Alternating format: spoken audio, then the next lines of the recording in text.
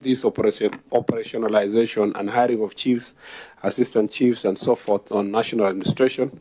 We had a session 2 weeks ago with a comprehensive answer on the floor of the House, and therefore this is I will just restrict myself to the specific issue of Nyaribari's Masaba constituency. Otherwise, there were so many follow-up questions on the floor. The vacancies, part one is the recruitment of the chief and assistant chief, including any challenges we may have faced, if any. The vacancies of chief and assistant chiefs occur regularly as a result of attrition, i.e. death, retirement, resignation, dismissals, and promotions. Therefore, the recruitment and selection process of chiefs and assistant chiefs is a continuous process, and there are no challenges in filling vacant locations and sub-locations across the country. Number two, Mr. Chair, is the measure put in place to ensure that any vacant position for chief and assistant chiefs are filled promptly, thereby eliminating gaps in administrative service faced at the affected grassroots level. Mr. Chair, the filling of a vacant location and sub-location caused by attrition is undertaken promptly to ensure continuity of service delivery at the grassroots level. During the recruitment and selection process, the vacant units are administered by serving assistant chiefs in acting capacities, while assistant chiefs from neighboring sub-locations are deployed to serve in vacant sub-locations, awaiting for formal filling of the positions. This eliminates the administrative gaps in governance and service delivery at the grassroots level. Number three, a definitive timeline for when the vacant position of chief and assistant chiefs in Nyaribari Masaba constituency will be filled. Mr. Chair, the Principal Secretary granted authority to appoint the chiefs and assistant chiefs in respect to the following administrative units, namely Ikorongo and Irianyi locations, and Kegogi, Gekonge, Ikenye, Ibacho, Mesabisabi, Nyanturago, and Nyangononi sublocations. The appointees have been informed of the outcome of the interview and have commenced the process of having their academic and professional certificates authenticated by Kenya National Examination Council and other issuing institutions leading to their immediate deployment after completion of the process. In other words, Mr. Chair, the formal interviews and so forth have been done. What's remaining is just the final verifications before they can be put in office. That should happen as soon as possible. Number two. Chair, please, can I respond, Chair? Yeah. Thank you. Thank you, Banasias. I must admit that I'm very satisfied with your answer. But then there's some salient matters that happen in our constituency, and I do not wish to put them on record because your administrative unit is well versed. You appointed a chief in Ibacho against the advice of the Member of Parliament, and the matter ended up in court. That has since been reversed. And you recently appointed another sub-chief in Ichuni. The sub-chief cannot take office because of those salient issues, the dynamics that are local. So my only advice, Mr. CS, is to kindly ask your team to do proper due diligence before appointing such people to such offices. Thank you. I think we take the advice of the public seriously, and that includes also the Member of Parliament in terms of part of the due diligence that is being carried out through security agencies. The only challenge we face, not necessarily in your county, but across the country, is the political competition between different actors, particularly in places where clanism is very strong. You find situations where this clan, these leaders of this clan or this sub-clan are fighting over who should take up the position. Sometimes that protracts appointments of chiefs and assistant chiefs for very long. We had a session the other day with Public Service Commission, because this is a process that involves the Public Service Commission, and part of the challenges we've been having is how do you depoliticize the process of hiring chiefs and assistant chiefs so that we focus on their competence and capabilities of the individual and acceptability by the people is going to lead, because it's also important. This is not like an ordinary job where you just go for interview. The people's satisfaction is also important. So those views are taken very seriously, whether it's coming from the community or from the stakeholders like leaders like yourself, religious leaders, and so forth. The other challenge we face with this hiring of chiefs and assistant chiefs is that generally the people may want a certain person, and if that person is very competent, he's been volunteering, he's been, is acceptable in the whole community. But unfortunately, you find that either they don't have the requisite academic qualifications, or in some cases where we found, you find that their academic qualifications are of questionable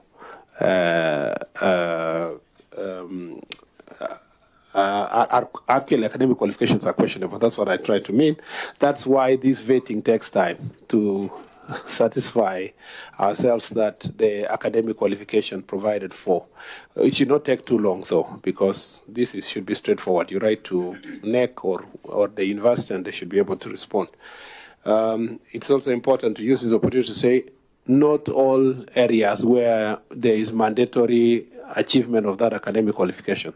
There are some marginalized areas where people may not meet that qualifications, and usually a waiver is sought through the Public Service Commission, so that it's on record that despite the academic qualification not being achieved, the waiver was done.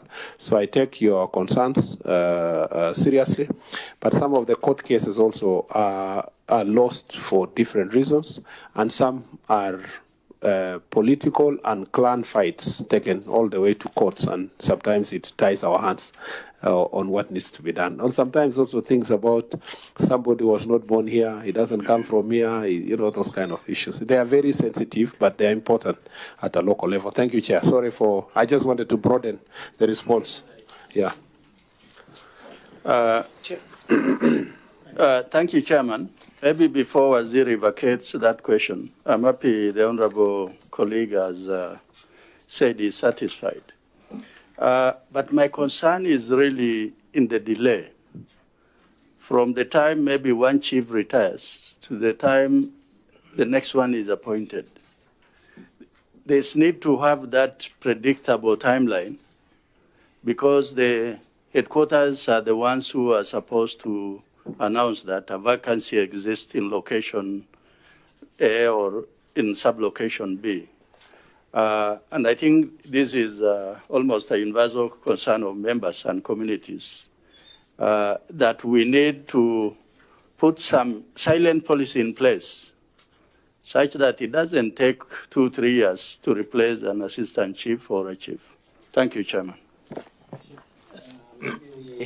Chair, just Masera, a follow-up question again? Okay, just in a minute so that we can we have got quite a number line up. Okay, Chair, mine is not a question, but it's a concern.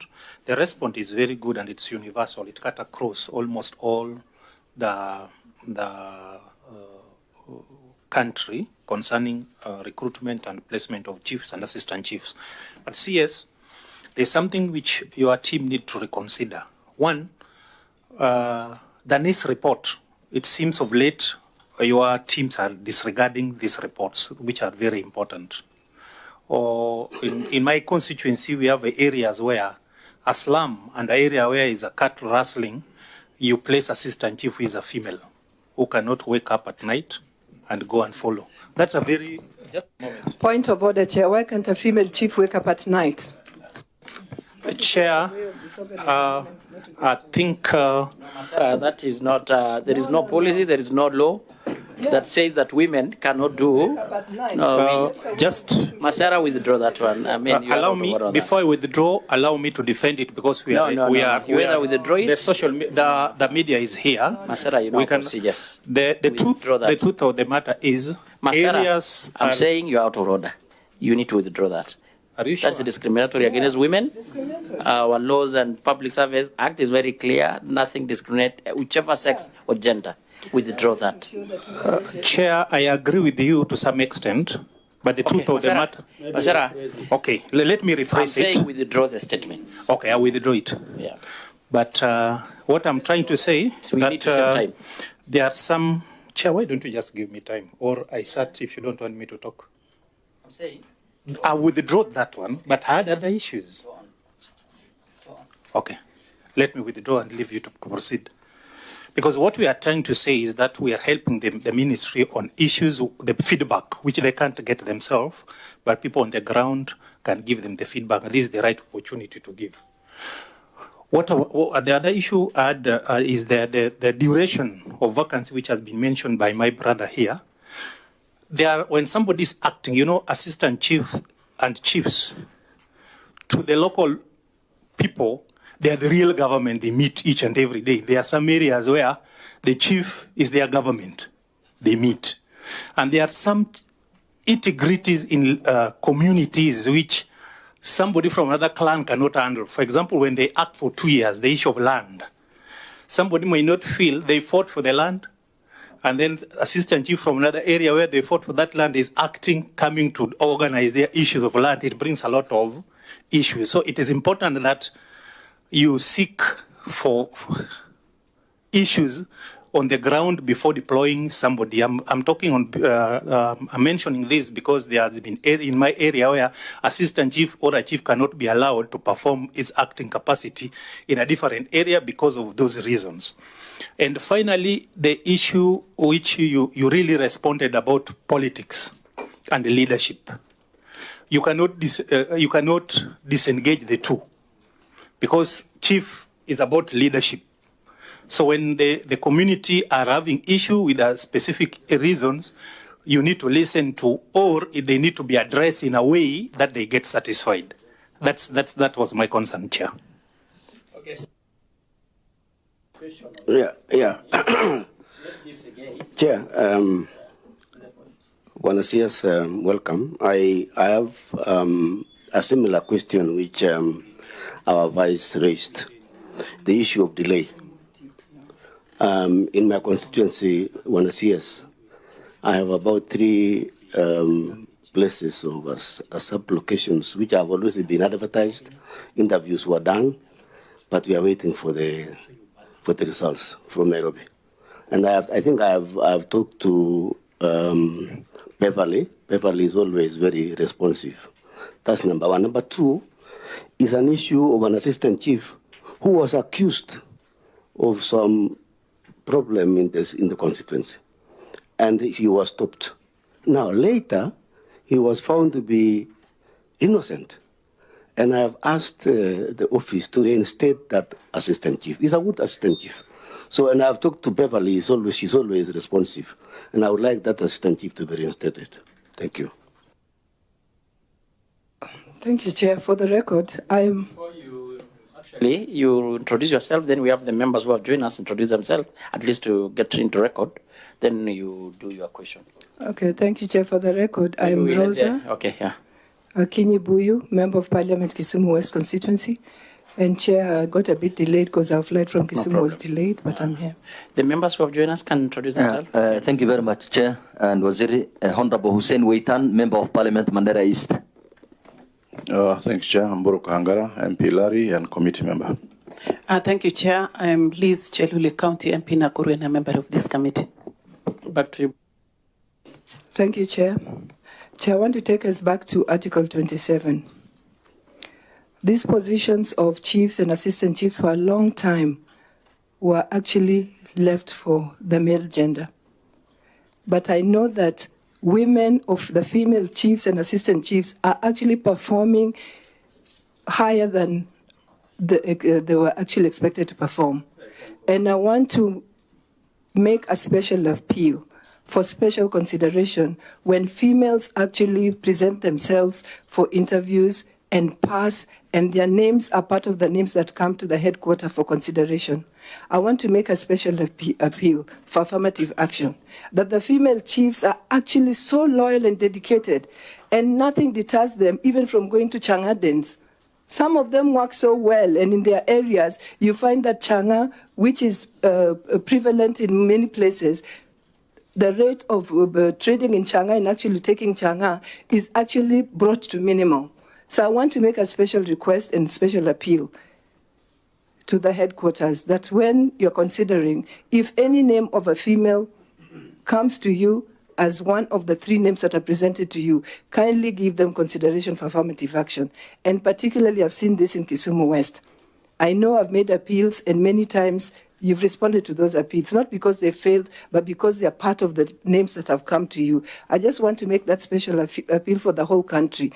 If you see names of female chiefs, don't think they're not able. There's no reason why Rosa cannot wake up at night and leave her husband in bed and go out to fight those cattle rustlers or to fight the Changa brewers. Rosa will leave the husband in bed and go.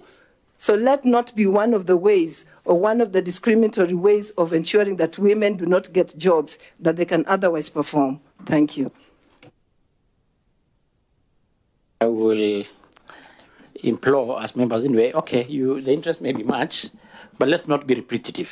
At least a question that has been already asked, you skip so that we can address the rest of the question. What is it? Maybe you start with? Yeah, thank you very much, Chair. This is a very important topic, and Kenya is diverse, and there are a lot of areas might not be the same.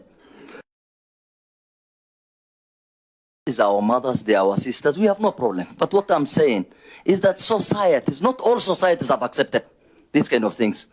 Like now in our area, it is very hard to give these positions to a lady. Some of the positions we gave, I can assure you, it's just, it's as if there is no even person. I'm saying, I know I'm going to the question, but I'm saying there are a lot of diversity in Kenya. So let's accept our cultures. And what is the question? The other thing, in our area now, in Northeastern, and where I come from, most of the chiefs that were employed before devolution and even before were illiterate, completely illiterate. They have never gone to class. Waziri, I'm saying most of the chiefs were illiterate before 2009 and before. And let me tell you, those ones are now retiring, almost all of them. And those are the people that we rely on. Unfortunately, these young guys who performed very well in school, I'm sure there are people who served in, administration like Sigay and our friends. There is a problem. We have a very big problem. But there is no problem solving, strategies. There are no. Those illiterates were better, 100%. Right now, what we have in Northeastern, and I'm sure as security agents, you will be able to do your own, investigation. Most of the young guys, Mera, those kind of things, they don't even report to their place of work. So in fact, we prefer you going back to the illiterate chiefs. Okay. I can assure you, because there is a problem, and because of the insecurity, because of the problems that are there, they are the ones who can solve the problems. They are part of the society, and in fact, very soon, even MCS. My dad was a councillor and a mayor in Madeira for 20 years. He was an illiterate. He never went to class. And one of the most popular councillors in the area, most of the MBC are aware. Right now, when we got these literate ones, there's a problem. We are not going Thank you so much, Wetad. I know CA can confirm. He's a friend to your dad. You ever say that?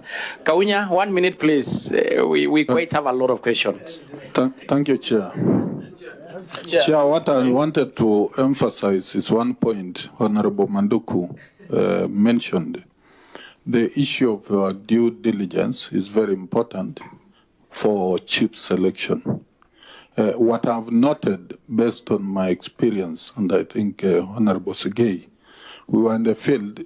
At that time, we had very, very disciplined chiefs and very hardworking. So two things I've noted. So one is kindly ask a question. You are making a comment. Kindly make a question so that we move. Chair, I'm addressing the point that was raised about due diligence. And mine is really just a comment to say that the ministry, the CS, should take serious consideration of the aspect of due diligence when appointing chiefs and assistant chiefs. And that is very key, because if we want chiefs who will deliver, that's important. Chiefs definitely must be resident within the areas. Where a chief is appointed from outside and is non-resident, it becomes a problem. And I think, finally, Chair, there is the issue of empowering these chiefs. You need to empower these chiefs so that they are able to perform. After the 2010 Constitution, I think the powers of the chiefs looks like they are not doing what they are supposed to be. So they need to be empowered. Okay. Waziri, you can, of course, use your discretion and wisdom on how you respond to the question number, but I want to call upon members, especially of my committee. Of course, we are riding on the members' questions. And there's nothing that holds us from calling the CS another day to talk about the welfare policy and the rest.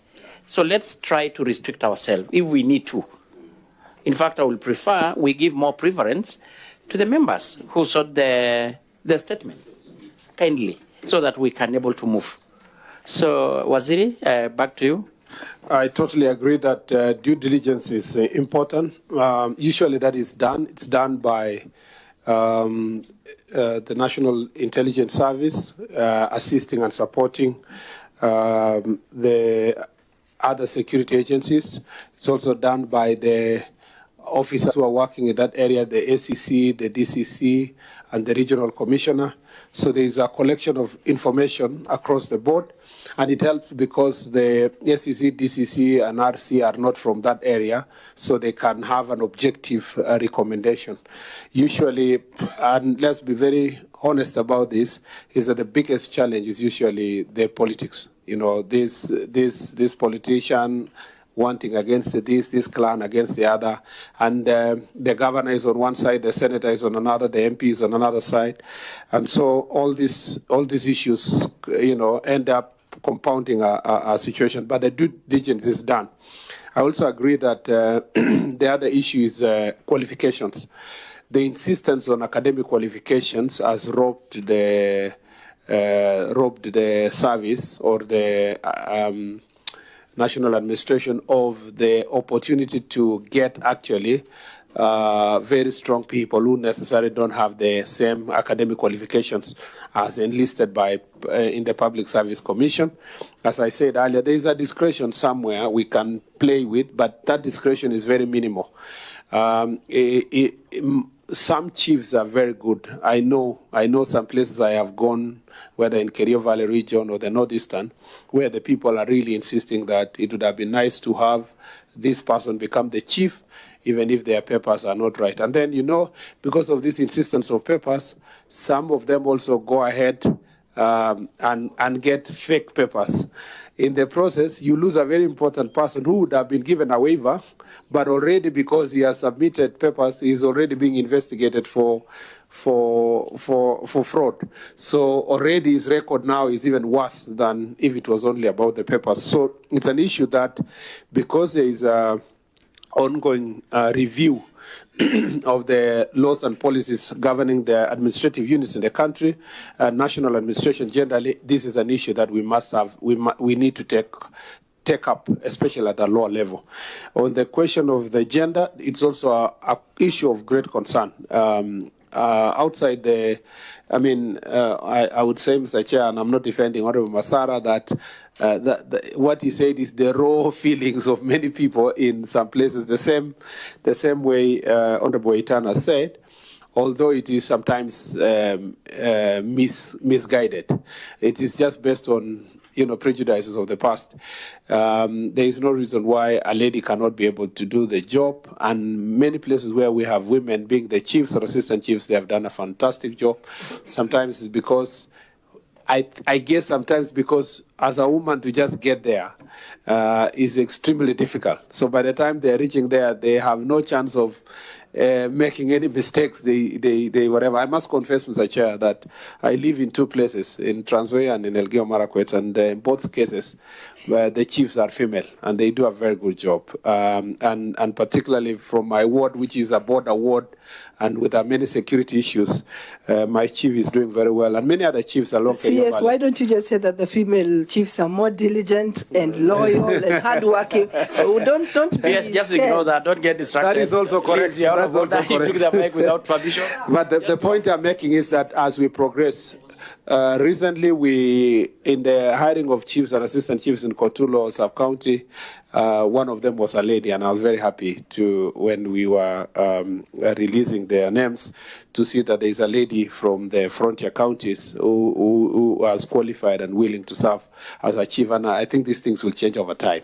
The other reason why we should not, we came up with NGAPU, the national government administration unit of the police, to help the administrative units, is specifically for that reason, to help chiefs, regardless of their gender, especially enable them to do enforcement. You know that chiefs in Western recently and other parts of the country, including in Mombasa, their houses have been burned while they were pursuing criminals or trying to enforce the law on drugs and abuse of alcohol and so forth. So with this support of NGAPU, it will be easy for the chiefs to be able to do their job. We have also said that because the chiefs undergo paramilitary training, those chiefs that feel their lives are in danger can be licensed to carry firearm based on their request. And if that request is done, as you know, civilians make requests even at the moment and they get the license to carry firearm. So there is no reason why they should not be supported. On the issue of, yes, in terms of where, if the assistant chief is acting and is from this clan and, you know, maybe they have no faith, what I would say is that, yes, it is true that we should be able to expedite the process, but it's also true that once you are a chief or an assistant chief, you should be impartial in your service. The fact that you will do it for your clan or the other is a problem. We keep receiving intelligence reports of some chiefs who are involved in clan fights or intercommunal fights, supporting their clan against the other one.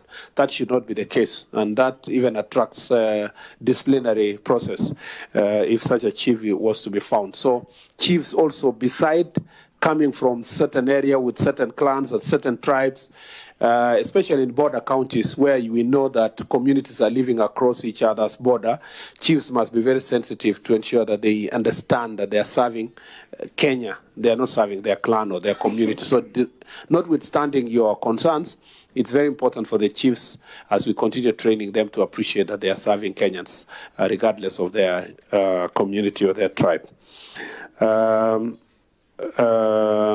Yes, I agree with the Vice Chair of the committee that we need to have a determined time period, and I take it as part of the reforms to make sure that we go and agree on, even if the process takes long, but not later than a certain period of time. If we say 6 months or 3 months or 6 months, it should reach a particular period of time that a vacancy should not be, unless really a court order or some other issues. But the normal filling process must have capped timeline, and I take it positively that it will be part of our engagement with Public Service Commission.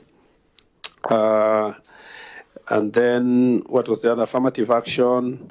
Yeah, I agree. We have already agreed on affirmative. Just on a light note, that Honorable Rosa, she can also leave her husband in bed, or they can go together with the husband. In any case, they decide that for good or for worse, the husband can escort her. She goes and does, and there is no problem. And then I think I have captured generally all the issues that were being raised, except, yes, I think all those issues. Thank you very much. Actually, these processes, even though I am defending here from the ministry, largely, the process is introduced from the Public Service Commission.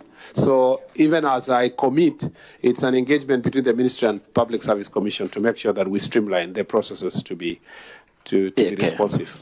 So thank you so much, CS. I think if with your permission, Mr. Chair, yes, I know you had given a particular order of responding to these questions, but there is this very related question of, if I could just summarize it from Kuresoi, which is also on the administrative units, unless a question where the member is not around cannot be responded to because I don't see the member.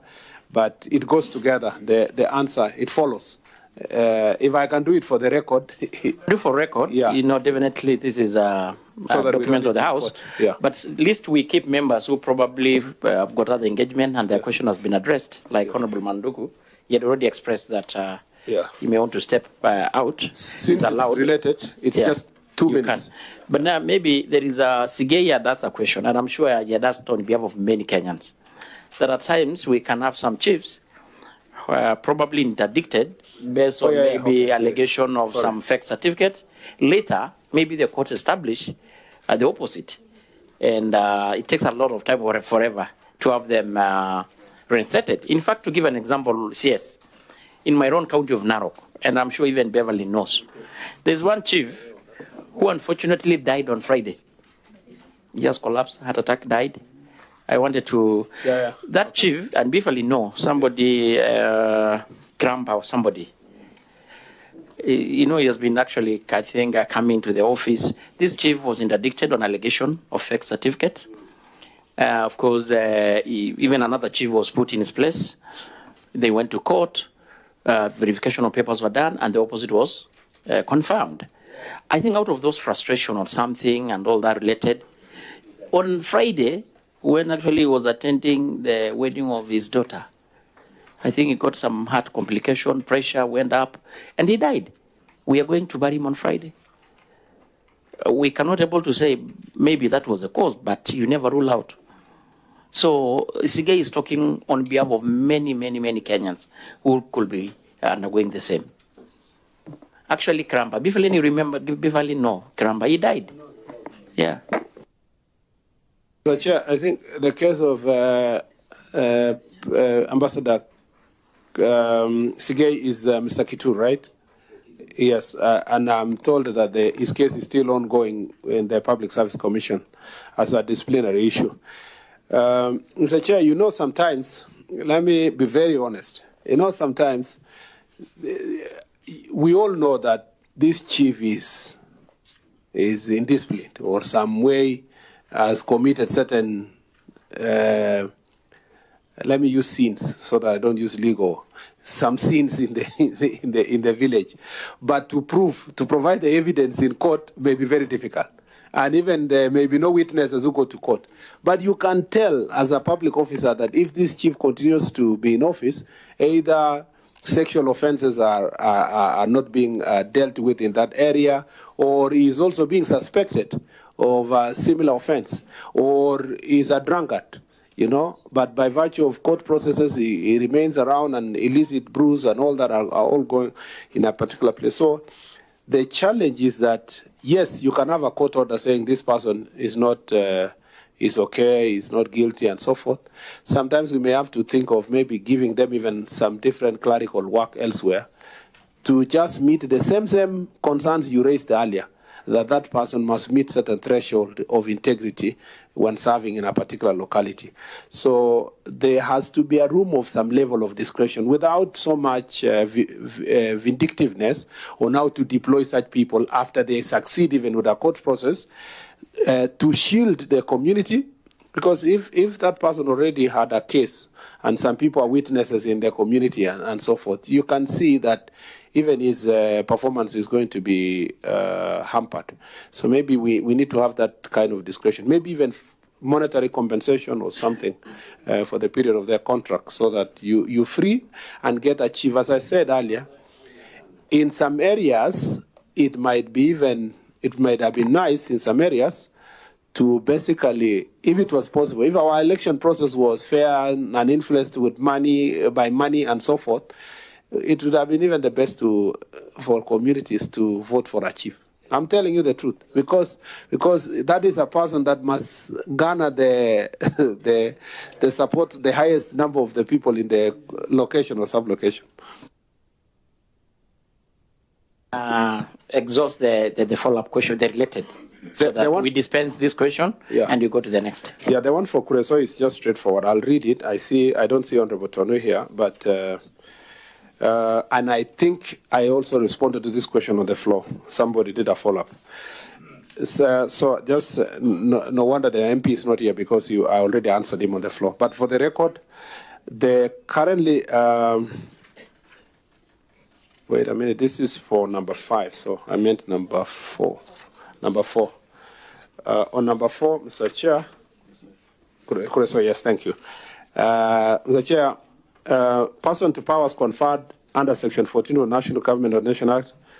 I think I answered this question, Chair, on the floor. So let me not reread it. That's what I said. Yeah. Out of the 13 or 11, 2 already dispensed of. I answered that. You did respond on the floor. And then, question from Honorable Koech and one from the Kuresoi. I don't know if I answered Chepalungu. I don't remember. The one for Victor, which is also 1 page. Mr. Chair, let me just read. A member of Parliament of Chepalungu constituency, Victor Koech, requested regarding a statement regarding the operationalization of administrative units in his constituency, particularly status of operationalization of Chebunya and Kongasis divisions, report on the delay in operationalization of gazetted units and timelines for activation, and measure taken to align administrative boundaries in the affected areas to ensure constituency with political boundaries, particularly in Nyangores ward, to avoid residents being disadvantaged during recruitment. Currently, number 1, Mr. Chair, is that currently Chepalungu sub-county has 2 existing divisions, that is Sigor and Siongiroi. Divisions, the gazetted administrative units in the state sub-counties are as follows. We have Chepalungu, Chepunyo division, which is Tilangok locations and Nogirwet sub-location. We have Kongasis division. We have, these are the locations, Tilangok, Kamongil, Koimiret, Kabisoke, Kapole Seroi, and Kabolwa. And then locations are Nogirwet, Kamosiro, Kamotio, Sokoror Bay, Kipkuror, Mukenyi, Kapsaiyalel, Kablele, Kimatisio, Kimananga, Kosia, Chebelion, Ak Labotiet. At the moment, the ministry has not received a budgetary allocation to facilitate operation of all gazetted administrative units across the country. Mr. Chair, report on the delay in operationalization of gazetted units and timelines for activation. The current financial year 2024-2025 budget for the ministry is unable to accommodate operationalization of the gazetted administrative units. However, once National Treasury allocates funds for the operationalization of these units, the ministry will prioritize and implement the operationalization of administrative units, including those of Chepalungu sub-county. Critical measures taken to align administrative boundaries in the area affected to ensure consistency with political boundaries, particularly in Nyangores ward, to avoid residents being disadvantaged during recruitment. A critical principle for creation of administrative units is bringing service closer to the public. However, should residents desire to align administrative units to existing political boundaries, the same should be subject to public participation, and the ministry will take necessary administrative action. I actually had a one-on-one conversation with the MP on this issue. The disadvantage of part of the administrative units are in Chepalungu constituency and part are in Bomet East, or is it Bomet Central? So, and we have already told him to commence the process of public participation so that we can align it with administrative or political units. So, Chair, I think those are the only relevant questions. I think the question of administrative units was really exhaustively discussed on the floor in terms of timelines, operationalization, division, sub-counties, and so forth. So allow me to close in that topic. That issue. CS, as you close that topic, for the purpose of record and Kenyans who are actually following and interested in this, you remember quite well that, of course, why you were called, and it was the first one because it became a very common everyday question in Parliament. And it became very clear the problem has been always about budgetary. And was the committee who actually oversight the ministry, the rough budget to operationalize all gazetted units stand at around 2.4 billion. I think the PS, when he represented you, said so. And I don't know whether you remember or you acted. The speaker did make a ruling that day, or a directive, that now you tabulate all the units that were pending operationalization, attach the budget, so that between the ministry and us as parliament, we think and work around on mobilizing resources to have these issues sorted and once for all. I think that was put as requested by the speaker or directed, and it's 3 weeks. We have not received the same. And we are making commitment to the Kenyans. Yes. Mr. Chair, the truth is that that information was not submitted during the budget process.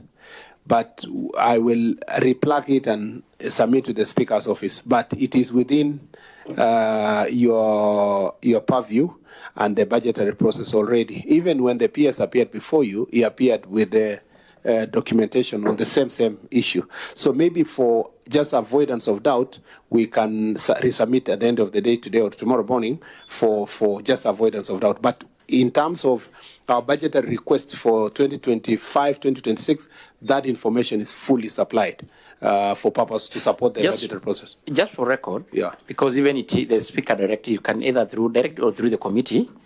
Let's have that report through the committee, enumerating all the units and the budgetary gaps, so that we within Parliament also, as an appropriating institution, we can see how to help us. I will do that latest tomorrow morning. Okay. Yeah. Lastly, before you leave there, Kenyans, I don't want to. There is some pronouncements you did make on the issue of promotion of graduate chiefs to either principal chief or ACC. Do you have a policy to support that? And if yes or no, what were you insinuating really, and what is the plan toward the same? Secondly, so that you can able to just respond to that, Kenyans are even writing. They're following. I think on the issue of administrative units, when the peers appeared on your behalf before this committee, so that we dispense this question, we listed several units that at least there's some level of plan to include the 24 sub-counties, the 100-something divisions. It is now a month. Where have we reached in the operationalization, the posting of such officers to this unit, so that Kenyans can be able to get the services? Maybe you can respond to the two, then we take you to the next question. Let me say, for the promotion of the ACCs, yes, of the chiefs to ACCs, yes, Mr. Chair, it's already happening, but in small bits. But what we have agreed is that when we advertise the next lot of ACCs, we will ring fence a certain number for the chiefs. Say if you do 100 ACCs, we agree after consultation that we'll do 30 be given to chiefs who meet the qualification, so that they can feel, Mr. Chair, that they will be encouraged. It will encourage them for as long as they meet the minimum qualifications. The same way all other adverts in other ministries require these positions are reserved for those who are applying internally, and then the rest is externally. So it doesn't need new policy. It is within the framework of public service requirement, but we will now be deliberate to say that this number can go to chiefs, and this number goes to new cadets or new graduates who come from outside the public service sector itself. That, and also in the revision of the policy, we have agreed, based on my public engagement with and the feedback from the chiefs in the Coast region after visiting the 6 counties, we think that it's important now in this review process to have clarity on scheme of service progression. Even for a chief, even if he's not going to be an ACC, they should not stagnate at the place where they were hired perpetually. There has to be a scheme of service that by the time he's retiring at 60, is at a higher level of payment, but also he has been promoted accordingly. So then design which courses must you get at a certain stage and so forth. Again, that is an area, and unlike the case where it has been that someone is assistant chief from and earning the same amount for 10 years, 15 years, and so forth. The same feedback I got from the SCCs. The SCCs have also stagnated for a long period of time as SCCs, basically because we're all saying, okay, if you promote them, which sub-counties are they going to head and so forth. But there are many places in public service where the SCCs can serve at the rank of DCC. Again, we want to make sure that that is smooth and clear.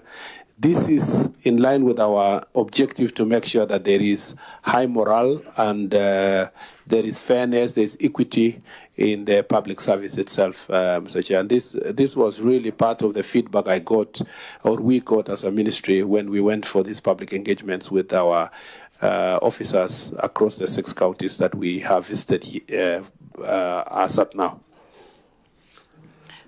Actually, just so that you respond to that, there is even an anonymous officer who has written, Honorable Mheshimiwa Chair, we are following the proceeding with the CS. Please ask him some question on delay in promotions. Some officers have stayed in one job group for 7 years. That's SCCs. Also, when it comes to training, of course, which guarantees them a career progression, there is a lot of biasness. For example, diploma courses, which is organized by the government, officers employed in 2015 have not attended the Kenya government School of Government. Yet officers employed in 2021 have been taken. Mr. Chair, if you saw my, again, for people who followed the public engagement we had in Coast, the SCC Barasa in Kilifi, for example, made a very passionate presentation, which, Mr. Chair, because he was an SCC in my county when I started politics in 2013, he compared my career progression to his. Mr. Chair said that he saw me campaigning, and now I have moved all the way to being a CS. Almost 14 years later, he's still stagnating in the same position. So it is a very real situation faced by many of these public officers, and we have recently just finished the training for the SCCs, about 800 of them, and you will see their promotions happening in the soon, as we promised them. So the process is working on, and once that is done, we'll revisit for the chiefs and the assistant chiefs. Again, they have the same level of complaints that the SCCs are having. And also, that was the case for the DCCs, which is now being sorted. And you know it was also the case for the county commissioners, which they have just finished their interviews. I think the last lot is finishing this week, so that then they have been acting as county commissioners for far too long. So again, this is just an area that required some reorganization, and we are doing our best to make sure that it is properly organized and that they are being taken care of, even as they take care of our concerns as citizens of this republic. Update on the units that we had agreed that we are ready to operationalize? It's actually when we give the report tomorrow, it should also include the ones that were funded for this financial year, which already we have posted some of the. Where it was easy was to post the DCCs and SCCs, and then now we have to hire for the chiefs and the assistant chiefs. Again, Mr. Chair, now that agreed the issue of SCCs and DCCs because there is no recruitment, and no extra budget per se, apart from AIE. Yeah.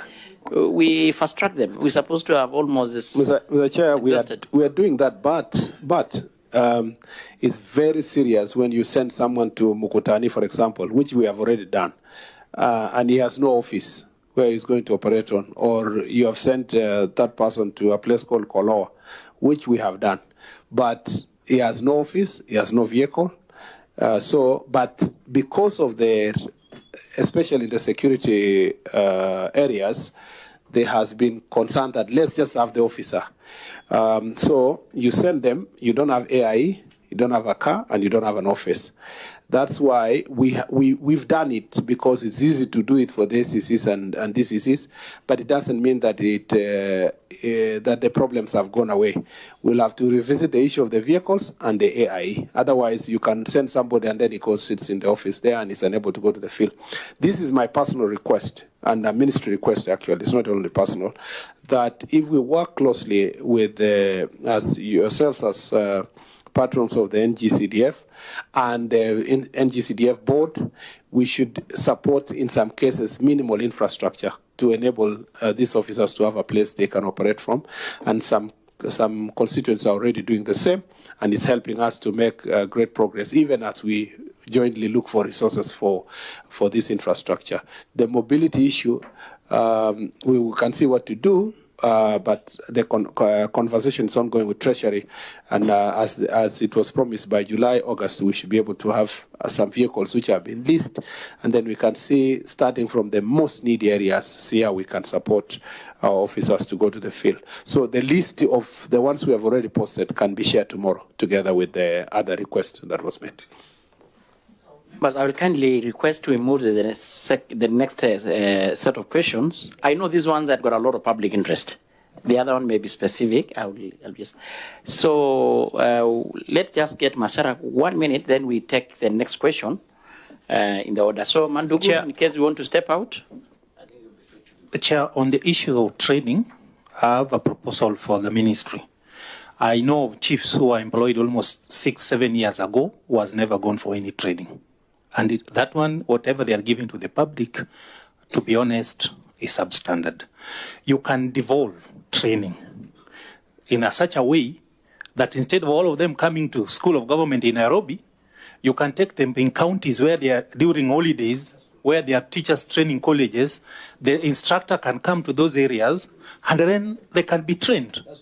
Actually, I'm very specific. In my area, I've wrote to you when I was in this committee last parliament that I was ready to capacity, because we have money in the CDF for capacity building, and chiefs and assistant chiefs are part of our PMCs. You are to bring them to my place. I've never gotten a response to the same. Because in my area, I know chiefs who have been trained the way they handle their work, and the untrained one where there is a gap. So you need to roll this thing down, not because of lack of resources, the government may not train them at the right time at the School of Government. But the lecturers at School of Government, at times they lack what to do. You can have an arrangement with the county so that you can train these chiefs and assistant chiefs at the local level. It will be less expensive but very effective. That's my proposal, Chair. Two things that we can take from the Honorable Masara. First of all, the schools, the School of Government is already, we are in conversation with School of Government to decentralize the training. Because if you have about 13,000 chiefs and assistant chiefs, it will be unwise to bring all of them to Nairobi, to APTC for the training. So already the process is ongoing for decentralization.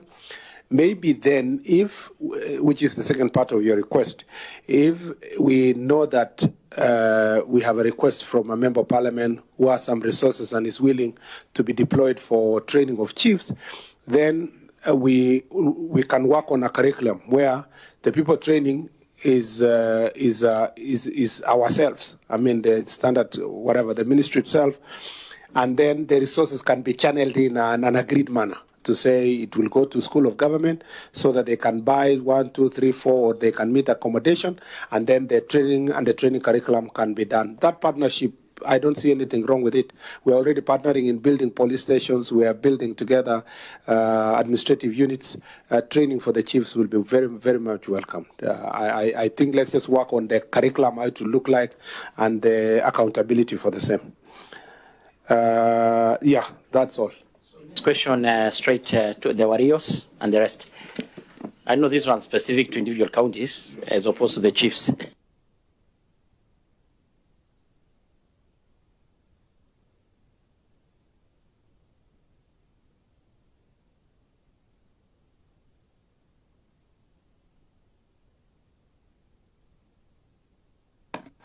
Maybe in the Senate. I've answered this question before.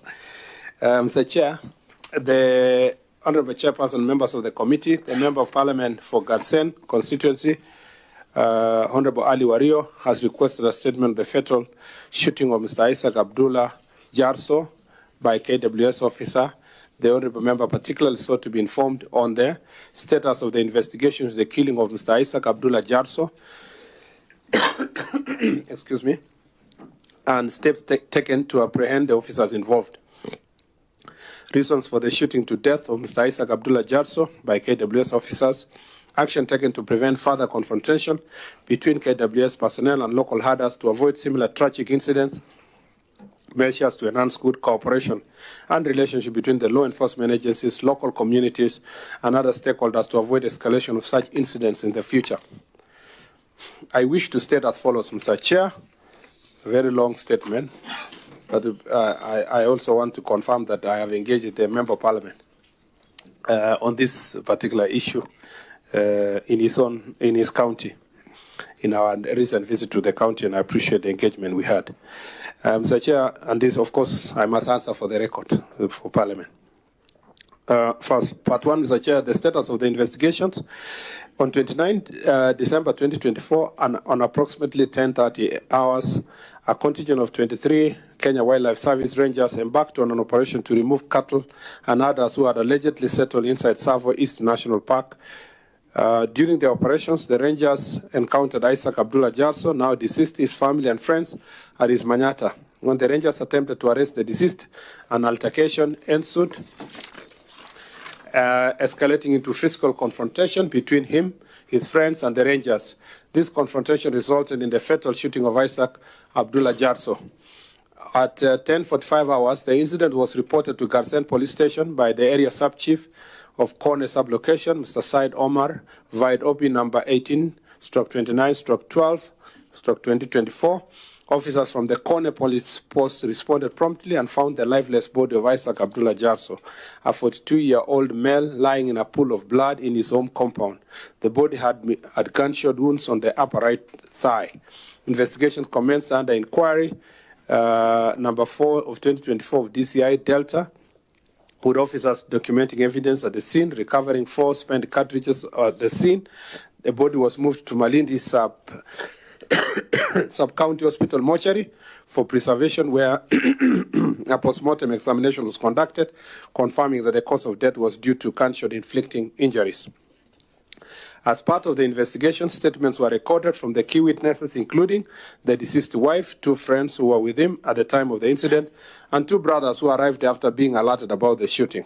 Additionally, statements were taken from KWS Rangers involved in the operation. To facilitate forensic analysis, all the 23 rifles used by the Rangers during the operation were collected and escorted to the forensic laboratory in Nairobi for ballistic examination. The ballistic expert report is yet to be finalized. The inquiry file was forwarded to the Director of Public Prosecution via letter number, DCI SEC LCA /4/4/7 volume 11/92 dated 15 January 2025. In response, the ODPP, through letter referenced here, dated 14 February 2025, directed that several additional matters be established through further investigations, including the fire and ballistic report. The matter is still under active investigation by the DCI, and once concluded, appropriate action will be taken against anyone found culpable of the offense. Every effort is being made to expedite and conclude the investigation to ensure justice is served. Reasons for the shooting to death of Mr. Jarso. Mr. Chair, an attempt by the Rangers to arrest the deceased led to an altercation that escalated into a physical confrontation involving the deceased, his associates, and Rangers. During the scuffle, Isaac Abdullah Jarso was fatally shot.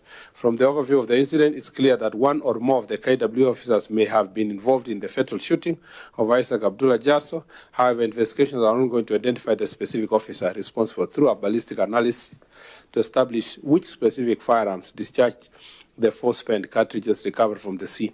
Once the investigations conclude, our appropriate legal action will be taken against the KWS officers found culpable in the fatal shooting. Number 3, action being taken to prevent further confrontation between KWS personnel and herders.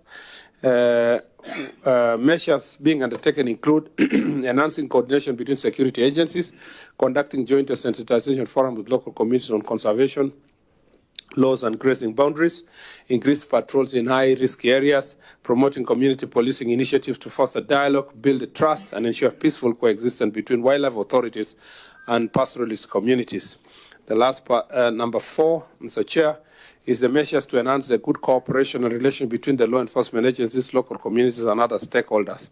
The National Police Service has instituted a comprehensive framework aimed at strengthening cooperation and fostering positive relations between the law enforcement agencies, local communities, and other stakeholders to prevent the escalation of conflict and ensure sustainable peace. Key interventions include A, strengthening community policing structures. The government is revitalizing community policing initiatives by establishing and supporting Nyumbakumbi clusters, community policing committees, and dialogue forums, and encourage continued engagement between officers and the public.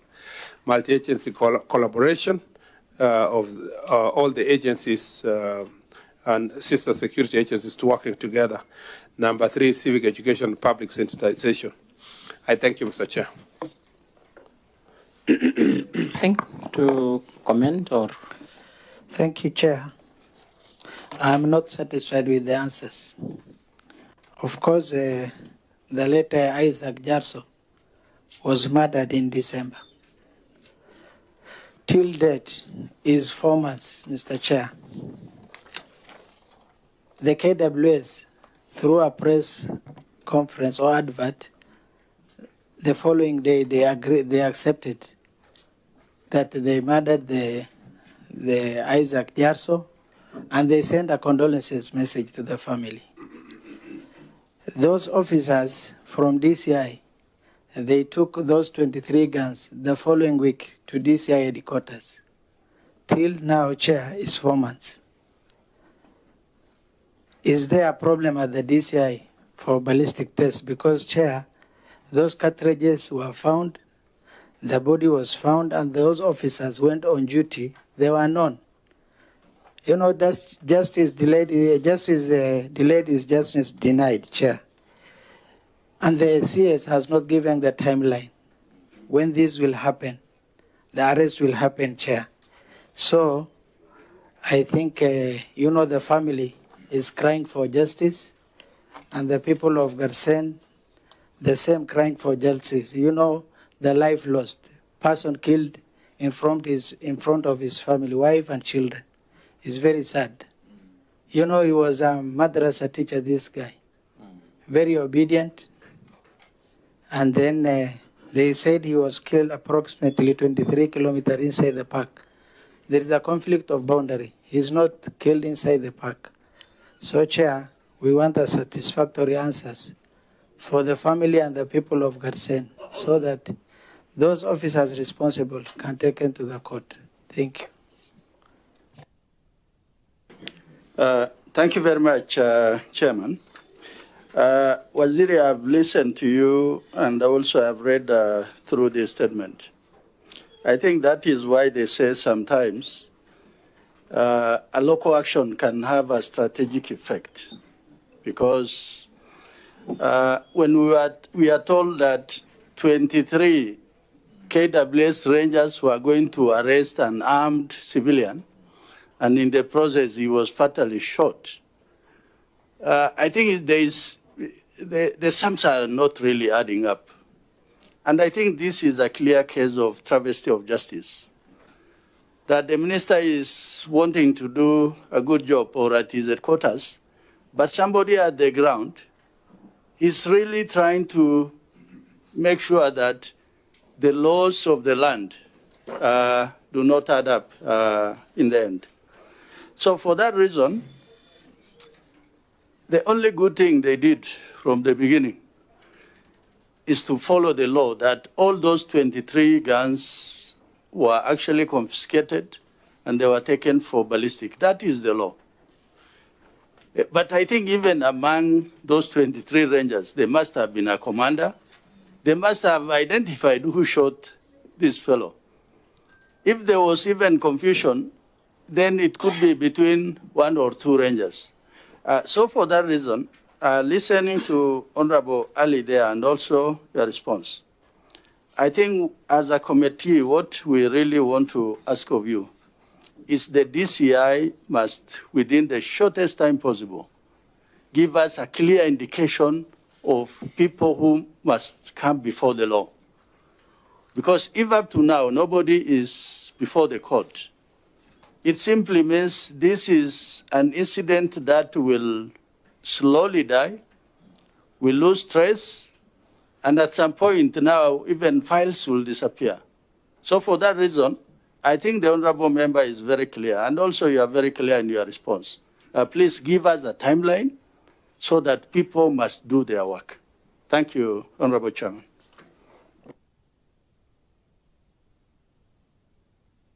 Chairman, I also wanted to echo the same, that what is clear in this matter is that the KWS Rangers had a singular purpose in this case, to go and kill the person they intended to arrest.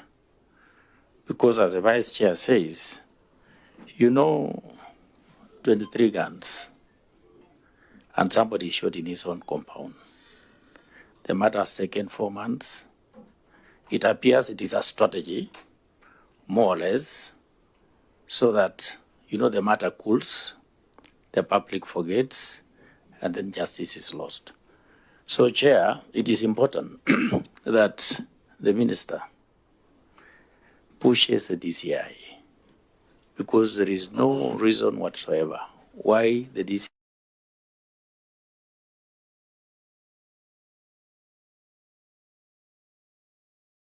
gotten for the bereaved family. It is important, Chair, that it is expedited. Otherwise, let it not be a strategy, because this is a very poor person, so that the family loses. Thank you. Bwana CS, because I don't think there is no much really extremely very worrying.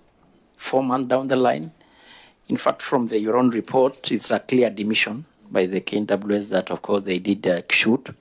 The only question was, which gun discharged the bullet?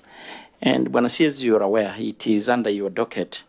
We have been allocating a lot of resources to the DCI, to including the forensic lab, so that the issue of forensic and ballistic becomes speedy. So the easy conclusion here, it's not rocket science. Somebody somewhere must be trying to cover up. That is the only conclusion and reason you can give. So I want to direct this so that we don't belabor on this. Kindly, Bwana CS, it was not just for formalities and that we call you and this statement was sought. Maybe you can tell us maybe how much time you need so that you up and give us a follow-up question, a satisfactory question that is convincing that justice is being done to this poor Kenyan. Kindly. Mr. Chair, unlike many other cases, first of all, let me say that we need to appreciate that this was done expeditiously.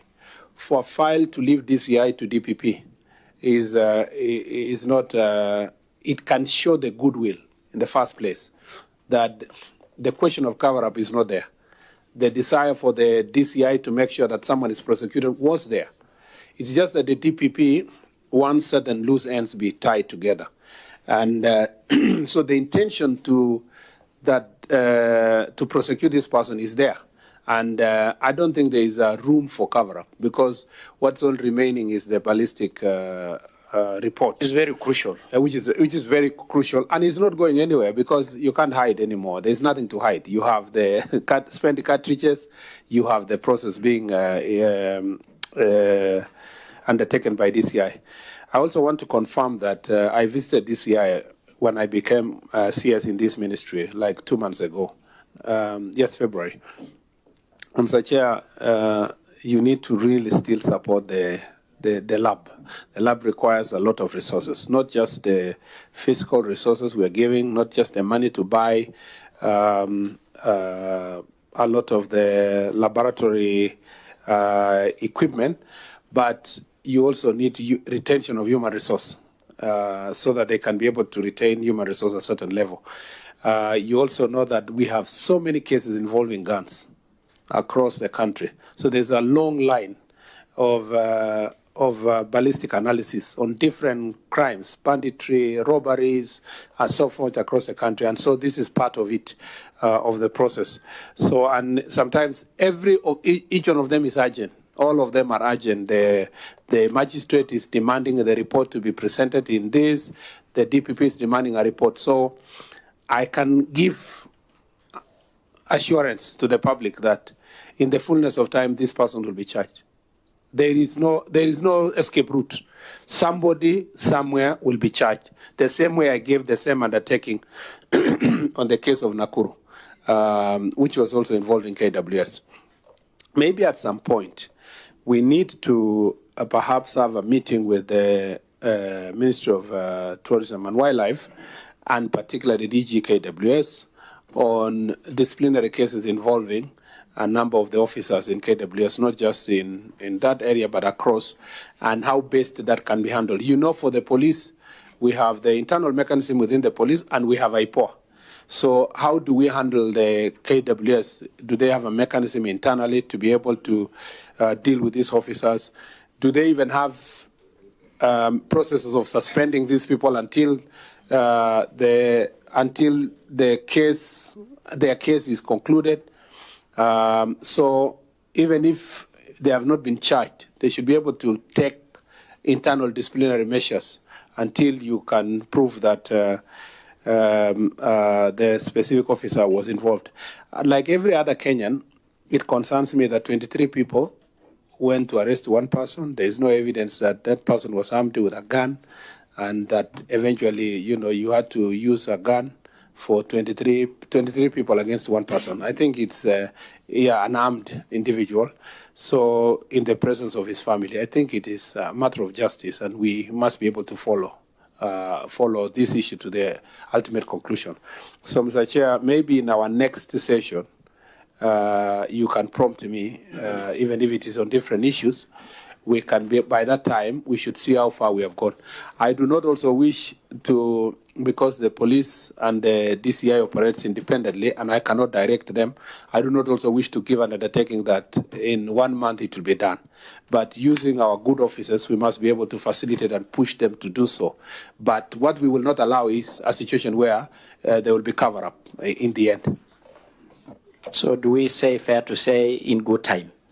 Why don't we revisit this issue again in another 3 months and say in 3 months we can give an update as to how far we've gone, and maybe at that point in time we can come with the DCI himself so that he can also express some of the challenges he's facing. But hopefully in those 3 months, both the case of Nakuru and the one for Tana River will have gone to court, because you can see also DPP was dissatisfied on certain issues. At some point, it will leave the DCI, it will go to the DPP and to make a judgment on the prosecution. Anyway, while on that, so that I give Wario or Liz, you raise a very, very pertinent question on definitely the role of the IPOA versus the issue of gun rangers and other gun holders. Of course, their mandate is very limited to the police. And I think it's a conversation. I remember there is a bill being proposed by, I think, Senator Fobomet or something like that. Try to expound the mandate of the IPOA to include the game rangers. Because even these rangers in the game reserves by the counties, I remember the CS, our very good CS here, we went to Narok to launch these rangers to be NPR. And they have got very sophisticated guns. And at times, the regulations around how these guns are controlled is not very good, Buenos Aires. And it's good to admit that. You can even able to do an investigation. They don't report to our police command. And at times, these gun holders, including the game rangers, they become a militia of governors. In fact, in my own county, it is almost akin to that. It's an issue that we may bring to attention very soon. They don't report to any command of the police. They just become a militia of a governor. Of course, I'm also interested to be one, but I'm not saying it's the right thing to do. So I think because it's not a subject of the day, it's an issue that we are considering as a committee, really, to have an engagement with the ministry on how we are going to farm up the loose end on the issue of these guns. So let's give Chelule just a minute and Wario, so that we close this and go to the next. Yes.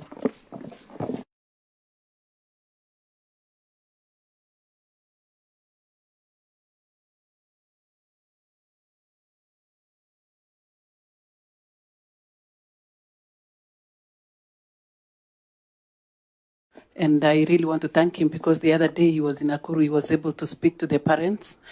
But I'm happy that, again, he has repeated that he is going to bring all these reports in 3 months. But CS, it is so scaring to discover that the people who are supposed to protect the lives of the people are the ones killing these innocent people.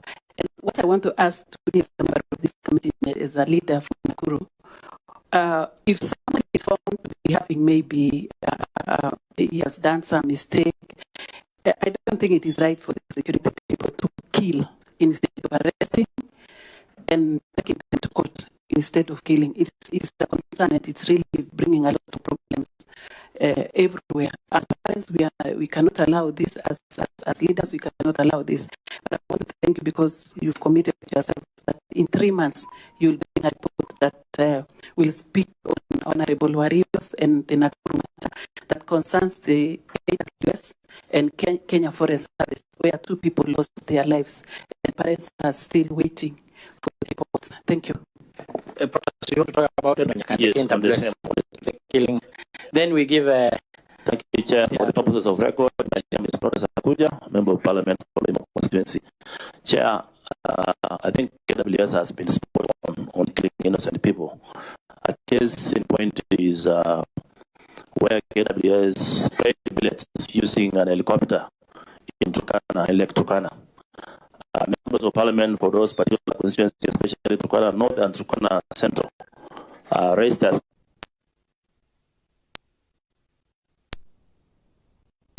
even in this committee, and efforts to reach even the DG for KWS has been futile.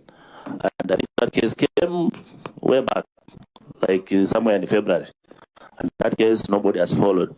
So KWS has gone even beyond using helicopters to spray innocent people and kill them, and they're not taking anywhere.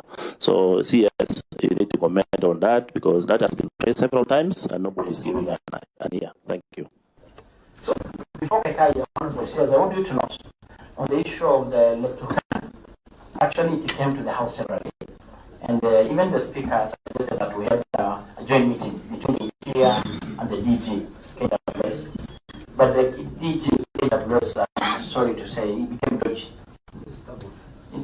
And so kindly, this is your docket. I think I follow up on your suggestion of my colleague. Maybe you look out for doing a joint so that we see the intervention on the killing of Kenyans in electoral by the KWS. So maybe let Kekai, then Wario, you will wrap up and close this. Thank you, Chair. For the CS, we see it in the corporate, we see it in the developing societies. Because when we ask about how long will it take to finish a forensic test, we're talking of 3 months. Is it possible within your plan, as part of good practice, to ensure that there is a documented process flow so that where you sit or where the PS sits, if in the event there's an issue, a similar issue coming up, we can say within 14 days, if a gun or the remains are provided, we are able, you can say it on top of your, that look, within 14 days we'll have this sort of a process flow. Because if you talk to your counterparts in developed societies, they will actually tell you we can get it even within 72 hours. You've mentioned the issue of laboratories. With our friendly, devolved partners, because when you talk about budget, we're struggling as a country in terms of funding, but I've made efforts to speak to our traditional friends. An example, to even plant here a laboratory, which in the process they'll also give you trainers, and they'll also ensure that there's that continuous improvement in terms of technology. Thank you. Thank you, Chair. I appreciate also the CS for trying to give justice to the family. Also, Chairman, the CS said the NPS or the DCI, they're independent. So I am kindly requesting the committee also separately to invite the DCI to come and explain, because this matter is very weighty. The CS said he has answered in the Senate. No action has been taken, and now before the National Assembly. I am kindly requesting, because this matter has really brought stress even to the community. Your able PS was there with the president, I think in June. The same place, Connie. In fact, President felt for them, he gave them sub-county. You know, those people live far away from Garsen. Around 167 kilometers from Garsen. There is no police presence. Last parliament, we built a police, a very big one. It still is the police post.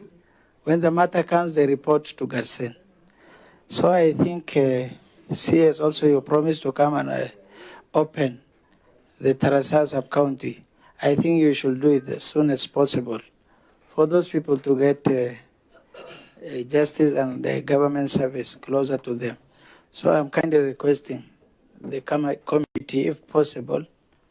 I'm not doubting the response by the CS, but 3 months is long, Chair. He said in 3 months. 3 months is very long. I think the CS was clear on that point, that of course having the file already with the DPP, we give him some... Of course, Chair, I'm requesting we are concerned as you are. We know an innocent Kenyan has lost life unnecessarily.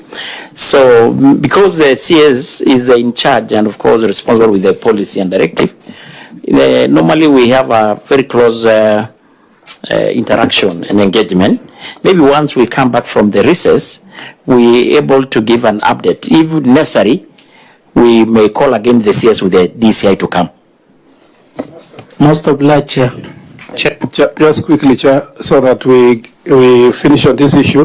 First, let me appreciate that there are policy issues that are coming from this question, which are beyond the death of Mr. Jarso and also Brian Odhiambo in Nakuru and other places. The question of how do you hold accountable KWS rangers across the country? Even county rangers. Yes, I will come to the county one, but for KWS and KFS, KWS and KFS, there is no reason, in my opinion, why this committee cannot propose an amendment to the IPOA Act to include all the armed, as long as not the Kenya Defense Forces, these all other armed agencies or institutions in the country to come under the IPOA oversight, so that then they know that there's a watchdog that is watching them.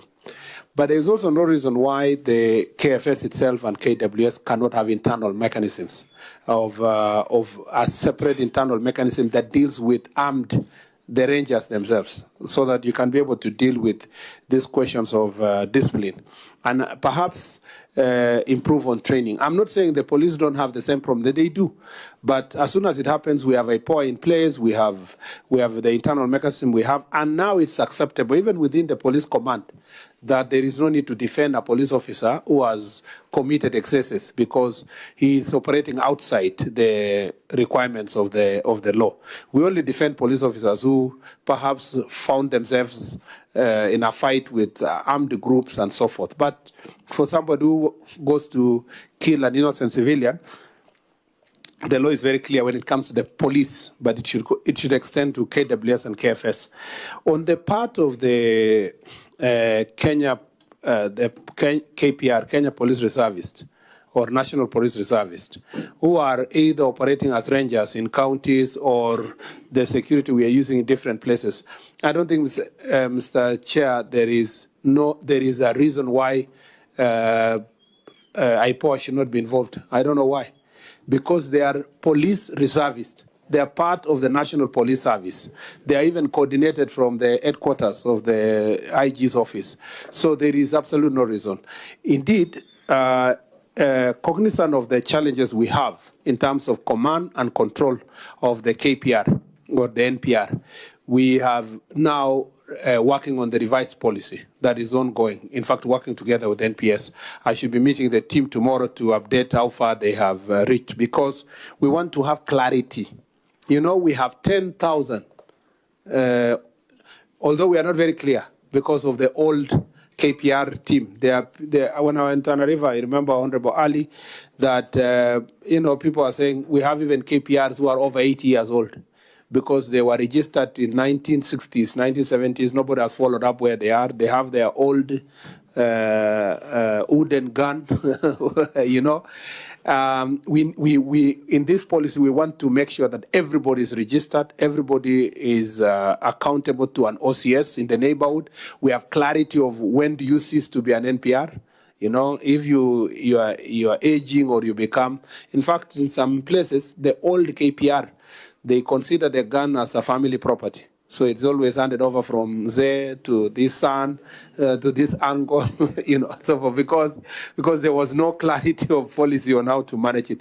Now that we have up to 400 in one county, 500 in one county, it's important that they are all organized so that they don't become, they don't support criminal activities in where they are. They are accountable to the OCS, but also accountable to IPOA and accountable to the National Police Service, because 10,000 is a critical number. NPR plays a very critical role. Most of these MPs that come from marginalized areas, they think the only request is NPR. When they come, they say, please, we want the NPR. They don't even ask for further deployment of police officers. They ask for locally the NPR. So as we increase the numbers, we want to make sure that the policy. I promise that in the next 2 months, we should be done with this process so that we bring it to this committee. And then we can have a workshop to discuss it. And then we continue with the stakeholder engagement. And eventually, we will have clarity on command. Where law needs to be amended, we will then leave it to the committee with the proposals of amendment so that they can do the amendment. But at the moment, it is standard operating procedures that we want to put in place for the NPR. The last thing is... So maybe says, because I know Masara wanted to say something, for your information, actually, not surprisingly, the issue of the very ordinary NPR, which we are using in our north rift, the north part of the country, I don't want to emphasize the importance. Yeah. Actually, the problem we have, and I'm talking out of experience, is of course even the game rangers. Yes. Because now their recruitment is done by the county governments. Of course, their remuneration done by the same. And majority of the time, they recruit their supporters. So here are supporters who are armed with sophisticated guns. Of course, we then have the rogue governors. They convert these people to be part of their militia or organizing group. I'm sorry to use that word, because of course, exceptionally, they are good ones. But now, because I don't want to bring that, it's a big topic, and I think it is a conversation that we will plan. We have been having issues as committee, so that if need be to affirm some loose end in our acts, we need to, because like in Narok, I've given you an example, you are also a constituent there.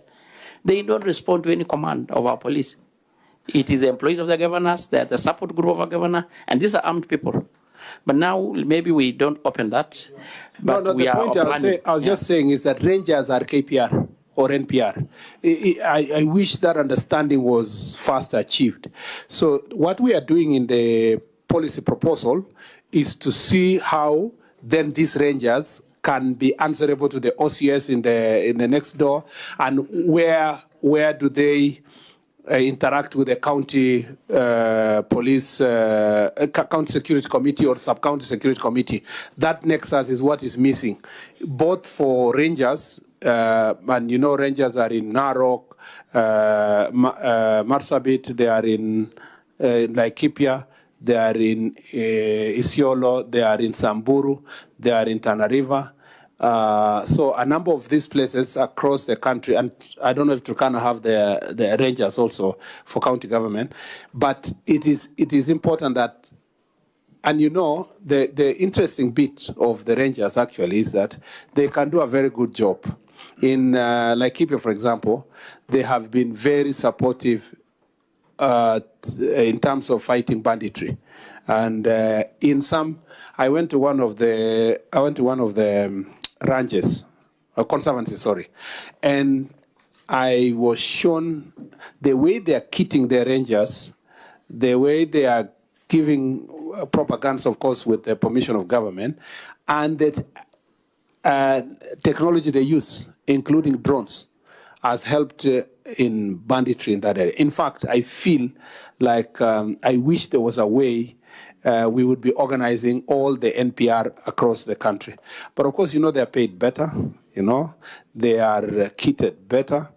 And so we can get value from these rangers. I don't think we properly organized and with proper view of the police service, they can be of great help. And the ones in Laikipia have been of great help in recovery of livestock, including recently where the Conservancies also offered, including their aerial power to support recovery of a lot of livestock in the neighborhood. So there's a benefit that comes with it. I don't really think that there's anything wrong with the county government establishing and putting these people. And ordinarily, if you are employed at the time of, if the governor is Honorable Tongoyo, and you have been employed at that time, generally, as human beings, some loyalty is here and there. But as long as they're trained and they appreciate that that loyalty cannot go beyond certain boundary because you are an armed officer of a national government, then they will know that they will be held into account. And if we bring IPOA to the mix, it doesn't matter who supported me to be in office, I will try to act independently. And it's also, of course, source of also livelihood and employment locally. So there is a lot of benefits that come with it, including in the conservancies. To close this, Masara, you want to say something? Is it a comment or a question? It's just a comment. PS and CS, the path you are following is very good, but I took a different path. Why do you think 23 men with a gun shooting one person without a gun? It is a mental issue and psycho support issue. That's why I have a bill. And this bill was generated as a result of a research which was done. Now that you see now, in my first term as a parliamentarian, I concentrated on the police officers because these issues were more of in the police officers. But you see now we are bringing KWS, many cases where they are killing other people. So this bill, Chair, I support you. I thank you for supporting it in the third reading. Why don't you go through it so that maybe we can include KWS and other bodies, because the research indicated very clearly that our men and women in uniform are facing a lot of psychosocial support issues, and the bill is going to bridge the gap. So before it concluded in the third reading, maybe we can see, because in the third reading we are able to include other clauses. So maybe the ministry can go through it so that we fast track it. It will help our men and women in uniform who are carrying guns, because there must be a problem why there are rampant cases of them shooting civilian. Thank you, Chair. Chair, sorry, I forgot to respond to Honorable Kakai's question on the lab. The lab requires, I agree with him that in some cases we need to work together with our development partners who are willing to support the equipping of the lab. But you know, this is a security sector. The first priority should, or the first point of call should be the government of Kenya, where it should be ourselves putting resources to this. But I agree with him that where we have traditional partners that we can work together, we can work with them to ensure that we equip the lab. And again, when I engage the DCI, it's not just about, we may have time to discuss the question of forensics and evidence and the need for us to finance that sector. You know, because of the competing issues of budgetary concerns, there are even places like, for example, government chemist, extremely important, yeah? But Where are the funds? They are generally underfunded. Yet they are extremely important in collection of evidence and in prosecution. Part of the reason why there is the delay in the Shakahola closing of the cases is because of the government chemist's capacity. So we need to work towards this. But we have made strides in government. We should not look like we are crying throughout. We have made a lot of strides. But you know, Kenyans are demanding cutting-edge technology, cutting-edge investigations in the shortest time possible, but we have to balance our ability to finance these processes with also the competing interests in different sectors, including in the social and educational sector.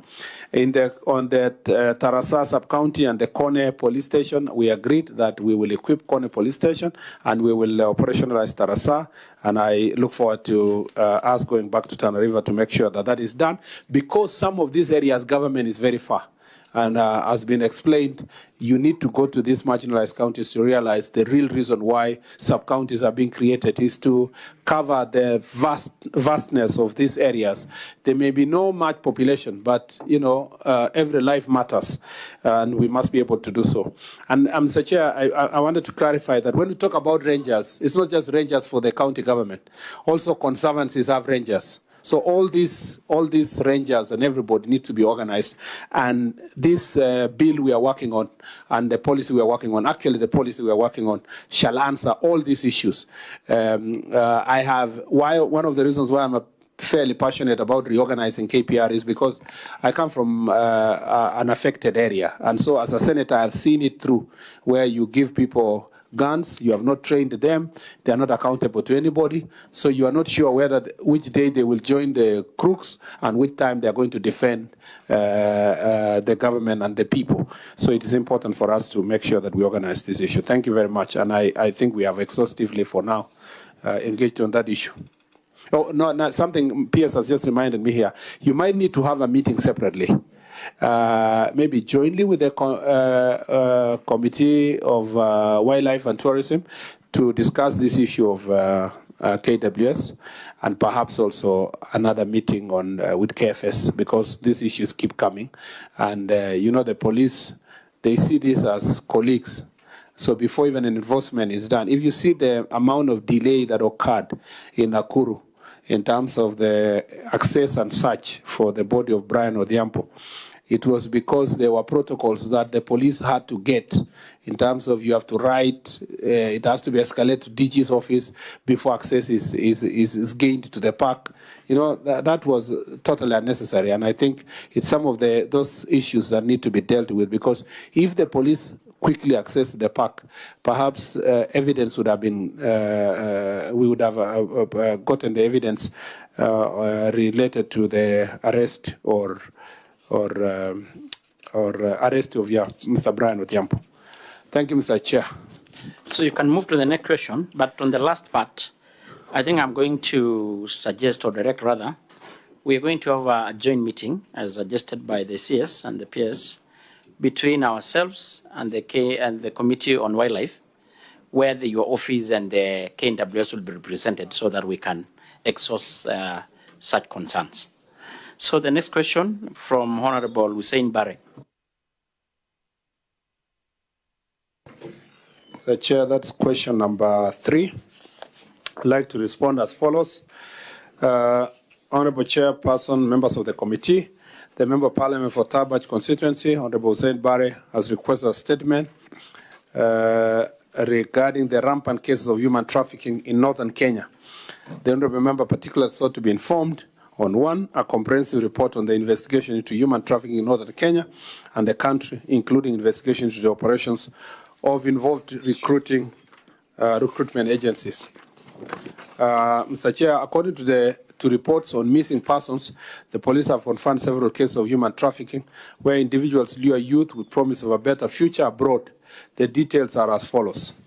In Mandera, for example, on 27th, OB number 27/3012 of 2024, Halima Hassan Sheikh, a resident of Bula Mpya and a member of Somali Ogaden sub-tribe, reported that her 19-year-old daughter, Nasteha Mohammed Sheikh, a grade 8 students at Bula Mpia Junior Secondary School left home on 29th of December 2024 at around 10:30 hours to visit the Mandera town market to purchase a pair of shoes, but did not return. Efforts to reach her via phone were unsuccessful. DCI officers launched an investigation and established that she had crossed the border into Ethiopia via Suftu. Through collaboration with officers from Ethiopia, she was intercepted on 6th of January 2025 in the Gode region while en route to Addis Ababa. She revealed that she had been befriended by a man on Facebook who had promised to take her to Germany, and he had planned to meet her in Addis Ababa. However, she refused to disclose her Facebook account details to investigators, claiming her phone had crashed. Due to lack of cooperation from both her and her parents, she was eventually handed over to her family. On OB number 2719/11/2024, Mandera Police Station again, Abdirahman Nur Ahmed, a resident of Bula Kamor, reported that his 17-year-old son Zakaria Abdirahman, a Form 2 student at Kamor Mixed Secondary School, went missing on 18th of November 2024 at around 600 hours. Before his disappearance, he had informed his brothers, indicating his intention to travel to Libya through Ethiopia in pursuit of a better life. Efforts to locate him are ongoing in collaboration with Ethiopian authorities and Kenya KDF liaison officer in Ethiopia. Again, in Mandera Police Station, OB number 5912 of 2025, Bilal Ali Nur Muhammad went missing on 21st of February 2021, but the matter was never reported to the police. His family later discovered that he was being held captive in Libya, where kidnappers demanded a ransom of 2,350,000. His parents, Hussein Ibrahim Mohammed and Rama Isaac Hassan, made the payment through the Bashil money transfer on 7th Street, Eastleigh, Nairobi. The money was sent to Siad Nur Mohammed in Kismayo, Somalia, and Hinda Ibrahim Mohammed in Mogadishu. The case remained unreported until 12th March 2025, when Bilal contacted his mother from an undisclosed hospital in Tunis, Tunisia, claimed that he had been shot in both legs. He revealed that after being abducted to Libya, he managed to escape in November 2023 alongside other captives, including 2 Kenyans from Mandera, who are now caring for him in hospital. He also identified Bilal Shukri Ahmed, a 31-year-old Kenyan of the Kodia ethnicity, as the person who facilitated his movement. Following this information, angry members of the public attacked the alleged human trafficker. However, NPR officers on patrol intervened, rescuing him and placing him in custody at Mandera's police station. The case was handed over to APTU in Mandera detachment for further investigation. On 14th March 2025, the suspect was arraigned before Mandera law courts under the case number MCCR 01825, where a 21-day custodial order was granted.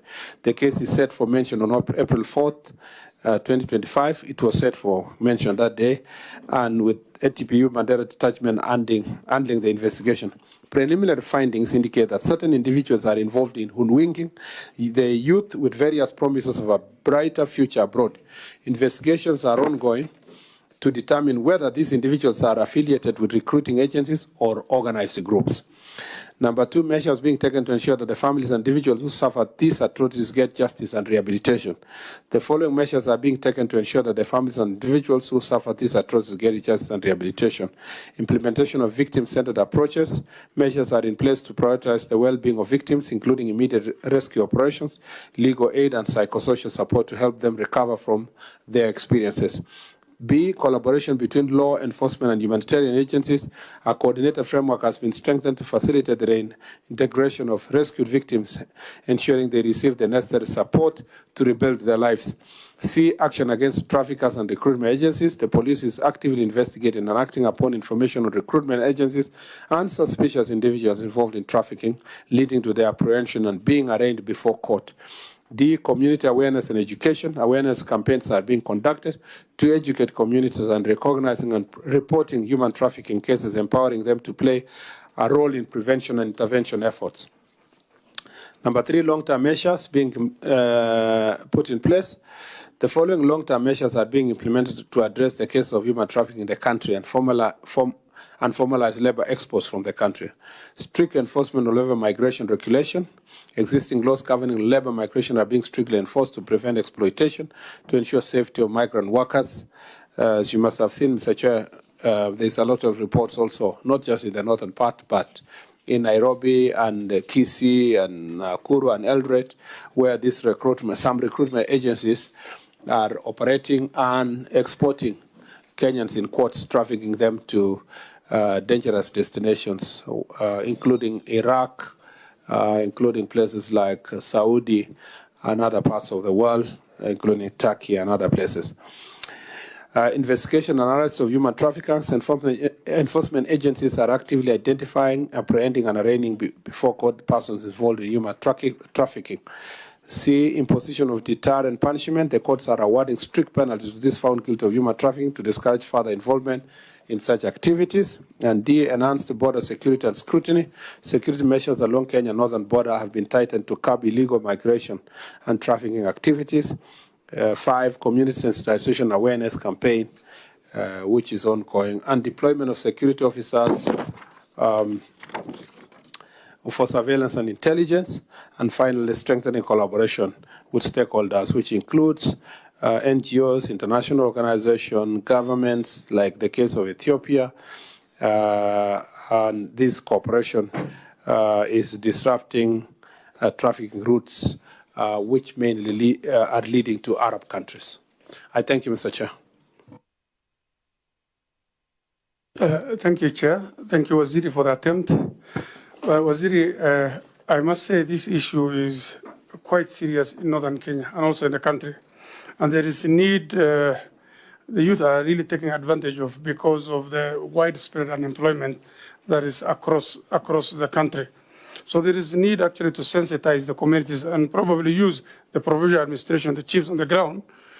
Some effort has to be put so that they take a lead role in sensitizing the public. And also, attempt must be made because from my investigation, casual investigation, there are people who are recruiters in different towns who are recruiting these youth, giving them hopes of better lives in other areas. And if time is taken by the security agency, these people can be found. So some people must serve as an example to the others so that it rings a bell in everybody who is participating in these activities. Let's also do serious sensitization on our youth, on the dangers that they face. I know this is coming on and off, and I'm sure, I was told there are 25 young girls from Wajir who are stranded across Libya and those North African countries as they head to Europe. So this is just a small report, but I must say this is seriously widespread. People's organs are being sold in the markets across board. So this is seriously something that's affecting Kenyans and the young people. So deliberate effort from your office through your provincial administration structures, this station has to be done. And we must have some people who will serve as an example. Thank you so much. Yeah, thank you, Chair. And Waziri, if you have realized when you are going through your statement, most of the OPs were from Mandera. This is an issue that is giving us headache as politicians from those areas. Because a mother who has never handled 10,000 shillings, never. Her kid just goes, you know, they are brokers. Around Isli, around Nairobi, they're here. They're here. They're not any other place. They're here. They don't charge any shilling when they're taking them. When they take them there to Libya or any other places, now they are told, go and talk to your parents, let them send 3 million shillings. The mother has never handled even 10,000 shillings. Then they come to the politicians now. I have personally contributed to, you know, mothers are crying. Their kid, they send a video. You know, some of them shot live. They are shot at the, you know, at the leg. Others are beaten with heavy, you know. You cannot imagine what they are doing. The videos are here in my phone. It will shock you. Now they have to go around the communities. You know, they go around all the leadership. They contribute the money. Some succeed now. Once you send that 3 million shillings, they succeed and go back. Go to maybe Germany or UK or any other place, then the youth now can see the person who has been beaten and the video there is now sending money to the families. Then others are all going. Just last week, 2 ladies were slaughtered in Libya, 2 of them from my constituency. In fact, one had 1 kid. She left the kid with her sister, then said she's going to the market. She's just going. When she went to Libya, I think they hold her for 2 weeks. When they missed the money, they slaughtered her. They sent while they were the dead body. You cannot imagine what is happening. So I think what the ministry needs to do, Waziri, these people are here, they are not far, they are here. Our security agents can investigate and get hold of these people. If you get hold of the culprits, then you are done. You are done. I think we need to show an example to those people who are trafficking our youths. And because they have no job, they have no employment, they have no otherwise. Just 5 weeks ago, the son to my sister who was in my sister's home here in South Sea, we missed him. After looking for the boy for 3-4 days, I used my network in our police, our NIS. We got hold of him from Sudan, or en route to those areas. They boarded him at Kenya Airways, and I took him from here. Nilipeleke Mandera saya ako huko, nilipeleke mama. This is a problem that is there and we cannot ignore. I think we need quick action. I think, Chairman, given the concern, I think, Waziri, you need to take a deliberate action. This calls for a collective effort. The local leadership and your office, because it appears that we have so many small cells that are recruiting people. In fact, you cannot say these are recruitment agencies. These are just criminal individuals. They are not registered anywhere, and they are doing their work freely. So if you take a deliberate action to mobilize the leadership in northern Kenya, so that this information, because I also understand that in some areas, people hardly open up and give information to security agencies. But with this information that is coming and is very alarming, it is important to have that in move. And secondly, it is also important that our intelligence service, if the cells are around Isli that are recruiting, this is an urban area. It is very easy to track and disable these individuals instead of just letting them run amok and mess up with the security situation of our country. Thank you. Chair, when you listen to these stories from the honorable members, it is a very weighty issue. And CS, I think we need to look at some deliberate measures on how to curb this problem. My concern is about the news we normally get in the newspapers and all this, that some people have traveled from Moyale and they are arrested in Isiolo. So how do they come to Isiolo? There are roadblocks all over. So we need to know, because there's a lot of money involved. It's a lot of money. It's actually business. So, CS, I think we need to address this issue from the source of problem, particularly the agents who are here. And then also, we need to look at our police, our security officers, particularly those who have stayed in a place for a very long time. So they get used to these things. I mean, it's business for them also. So we need to be changing officers who are in these areas so that they can be able to, those who are there are not used to these things, so that we are able to curb this problem. So that is one of the problems why we need to get. I know unemployment is a serious thing. Of course, it is worldwide, but we need to really be serious as security people, address these cartels. Actually, they are cartels, which we need to address, and address it seriously. NIS must play a bigger role, because they know these people. So that we will be able to arrest them, get them arrested, lock them in, take them to court. So, Chair, I think that's an issue which we need to address. Thank you. Chair, thank you. I just want to sympathize with the police. I sympathize with the police because, like Mheshimiwa Waitan says, A girl leaves her child with a sister and says she's going to the market, yet she knows she's already made plans to go to Libya, etc. But now it doesn't become the girl's problem. It becomes the police's problem. So indeed, the police really have a heavy responsibility. But I think on our part as leaders, we must also go on a sensitization program. If we know that is happening, we also must take responsibility and sensitize the people in the community that this is happening, and don't allow yourself to be fooled. If then they allow themselves to be fooled, the police will help in looking for them. But it's to curb that the problem, it will not just be a police problem solely.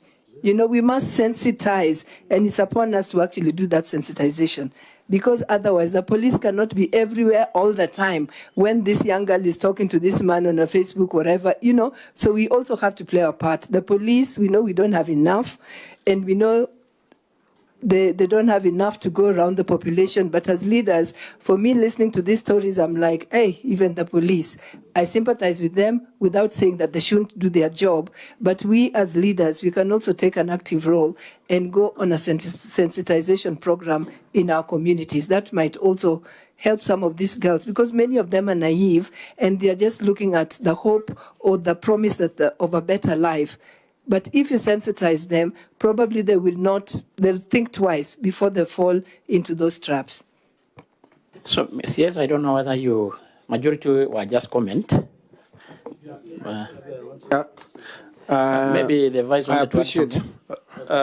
Thank you very much, Waziri.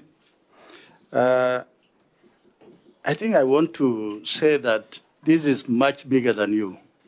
It is about the society.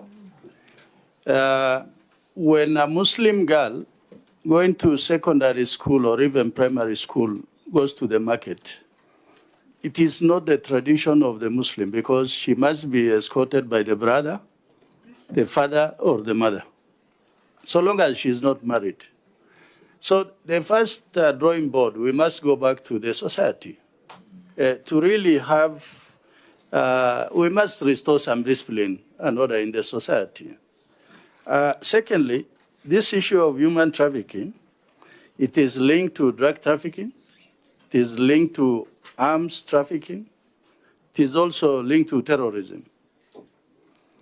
Last night I was driving from Marsabit, and I stopped at 6 roadblocks, together with one at Aicha's post, where we have the multi-agency. And every of these askaris are going to inspect, they are going to check the IDs. But they could have just flagged me to just go through. But as courtesy, and also I wanted to observe, I stopped and I told them I want to wait. But in the process, what I have come to learn is drugs like Bang leave Ethiopia. They pass through Moyale, then they come all the way to Turbi, to Marsabit, to Laisamis, to Achas Post, Isiolo, and then it finds itself in Nairobi. Then you ask yourself, what is the purpose of all these roadblocks? Then it means something is not adding up. That so long as our security agencies, there's complicity in them doing their work, then we are unlikely to resolve the conundrum of what is happening in our country. So for that reason, really my request to you is, recently there's this case of people going to Vietnam and Thailand, Cambodia. What we really want to see is people before court.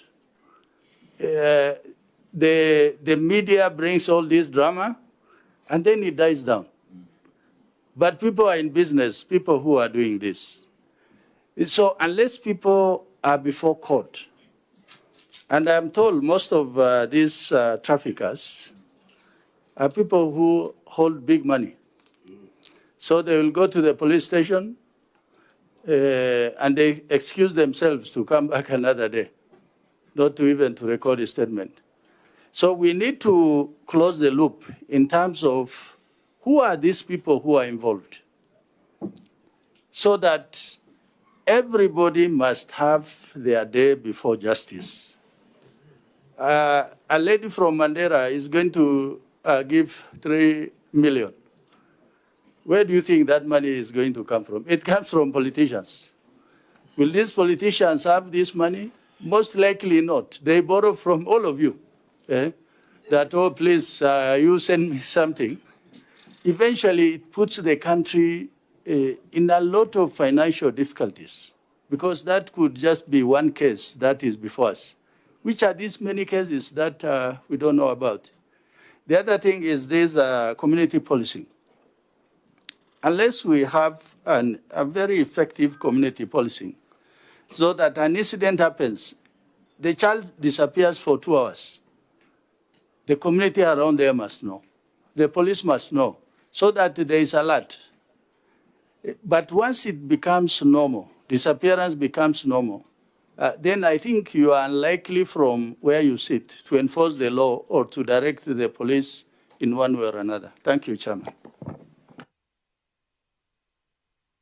Mr. Chair, I totally agree with the comments, and I appreciate the comments from the members. This thing of human trafficking, as you know, is a serious global problem, okay? And we have laws here, we have institutions globally. It manifests itself in, in very different forms, some of which are very subtle. For example, if you're talking about the people who are going to Myanmar, Vietnam, and all those other countries, ordinarily, they will just go through the normal recruitment agencies, and then, you know, the process is processed, and they're saying people are going there, they are going to do official jobs, and then when they reach there, they are used for sexual exploitation and other things. So it's also important that we look at these things holistically in mapping out, for example, the labor agencies. We need to have few registered non-labor migration agencies. We also need to make sure that the society is aware of this, what is trafficking, you know, and you know, before someone allows their child to go out of the country, they should be able to know where they're going, which job, where is the application letter, and so forth. But again, they also take advantage of illiteracy. That's why they go for the marginalized areas where literacy levels are very low. I don't know. This is just off my head. I don't want to be a roadside declaration kind of a person. But I think at some point, like we have established other special units, perhaps a special police unit for human trafficking will have to be established at some point. It might be actually necessary, so that even if it is not a fully fledged, that it is all over, but a smaller unit that thinks through, coordinates the assesses the patterns, receives the intelligence report, and works with the officers on the ground. It might be necessary to have a special unit to deal with human trafficking. We already have a unit that deals with the anti-narcotics unit. Again, we have already had a lengthy discussion with NACADA. We think that NACADA's proposal is that this anti-narcotic unit needs to be strengthened. The IG is working on how best it can be made stronger. In his own words, in the words of the IG, he would like to see it to be at the same level with anti-terror unit, because also narcotics and drugs are becoming a problem with us. So in the coming days, we will be seeing a more bolstered, strengthened anti-narcotic unit. And I think that emanating from this discussion, a thinking around human trafficking unit might be necessary to confront the new challenges that we are facing as a country. As you can see, the cases I read here go back to 2020, 2019. You know, it's been an old case. Then, as Vice Chair said, it's linked also to terrorism, among others. As you all know, that in Marsabit the other day, there was a major operation in Marsabit and Isiolo to dismantle cartel, drug cartel there, led by the OLF, And in the process, we realized that there are also elements of Al-Shabaab that are part of it because they were involving themselves in acts of mining, at the same time, human trafficking and drugs. And we are discussing about Kenyans getting lost, but we also know that these characters were using Kenya as a route for trafficking persons from Ethiopia through those routes that have been mentioned, and sometimes also through Garissa to Tana River, then crossing Savo East towards Taita Taveta and to Tanzania in some cases, or through Kwale to Tanzania, or through the sea. Because there are many, many sea points that are unmanned. So these are challenges that we must confront, and perhaps, as you have said, it is something we need to think through how best we can make it bigger and intergovernmental in nature, so that then if there's that unit for anti-trafficking, they will then have the human trafficking unit can also work together with the labor agencies to monitor the trends. I can also not emphasize the fact that most members here have said community awareness and civic awareness is extremely important. It's important for us as leaders to voice these issues continuously and to ask religious leaders in every area as we come to use the Friday prayers, Sunday, Saturday prayers to bring awareness. You'll be surprised, Mr. Chair, that this is not just confined to the north. Some of these recruitment agencies traffic people. And there are even a number of cases from Kisii and other parts of the country, Nairobi, of course, in the people we have in Myanmar, Vietnam, and Saudi Arabia and other parts of the world.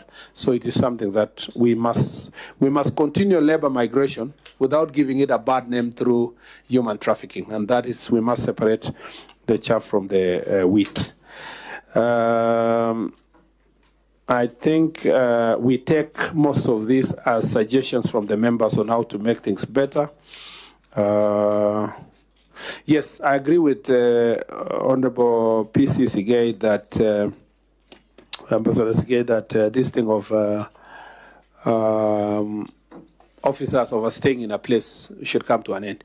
And again, based on my recent visit to Coast, there was a strong recommendation from all the police officers, OCSs who are there, that it was also dehumanizing to have somebody operate somewhere in Tarasa, as we were told by, or in a place of operation for more than 3 years, 5 years, 10 years. You know, we were being given, Mr. Chair, even cases where a police officer, because he's been posted to Tana River, he thought that he's going to serve there for 5 years, then move to another place like that, or posted to Mandera border. It's an operation area. He thought he was going to do for some time, then come to another place and there will be changes. They even decide to marry for the time being in that area, in the hope that in future he will now go and marry properly the way he wanted.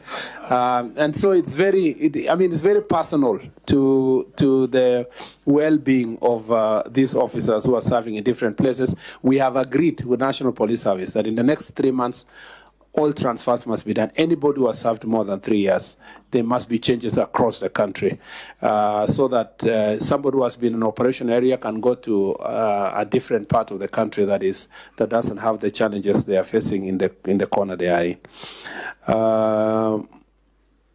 And then leaders and so forth. I think roadblocks, Vietnam, all these are the issues. We take them as suggestions to improve our response on these issues. I think I have a last question, Mr. Chair, which is from Honorable Kakai Bissau, which is question number 9. There are other 3 questions. I don't see the honorable members here. You will guide me after that, but let me first go through the one for Honorable Kakai Bissau, which is a statement regarding the disappearance and tragic death of Miss Lydia Tokeshi Bukhala. Honorable Chairperson, the honorable member sought this information in 4 parts, and I'd like to respond as follows.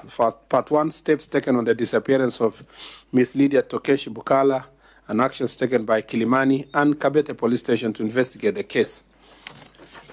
Mr. Chair, the disappearance of Ms. Lydia Tokeshi Buhala was initially reported at RUTO police station and subsequently referred to DCI Kabete, who took over the investigations. As such was initiated on 8th of January 2025. The deceased's motor vehicle registration number KCU 931V was found abandoned in the RUTO area. The scene was processed and documented, and the crime scene investigation team conducted a forensic examination. The vehicle was towed to DCI Dagoretti as an exhibit. Number 2, progress of investigation. Mr. Chair, the scene was processed and documented by the crime scene and investigation team from DCI Dagoretti. Relevant samples were collected for analysis and subsequently submitted to the government chemist in the lab reference number provided for, which is A142/225.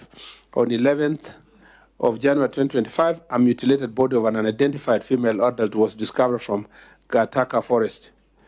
As a result, the DCI Homicide Directorate took over the investigation from DCI Kabete on 13 January 2025. The DNA analysis was conducted, established at 99% maternity match between the discovered body and the deceased mother, confirming the victim's identity. The toxicology report is currently pending. Report on the whereabouts of Mr. Joseph Philip Orwa as a person of interest and a key suspect, and the findings of the police on his connection with the disappearance of Ms. Buhala.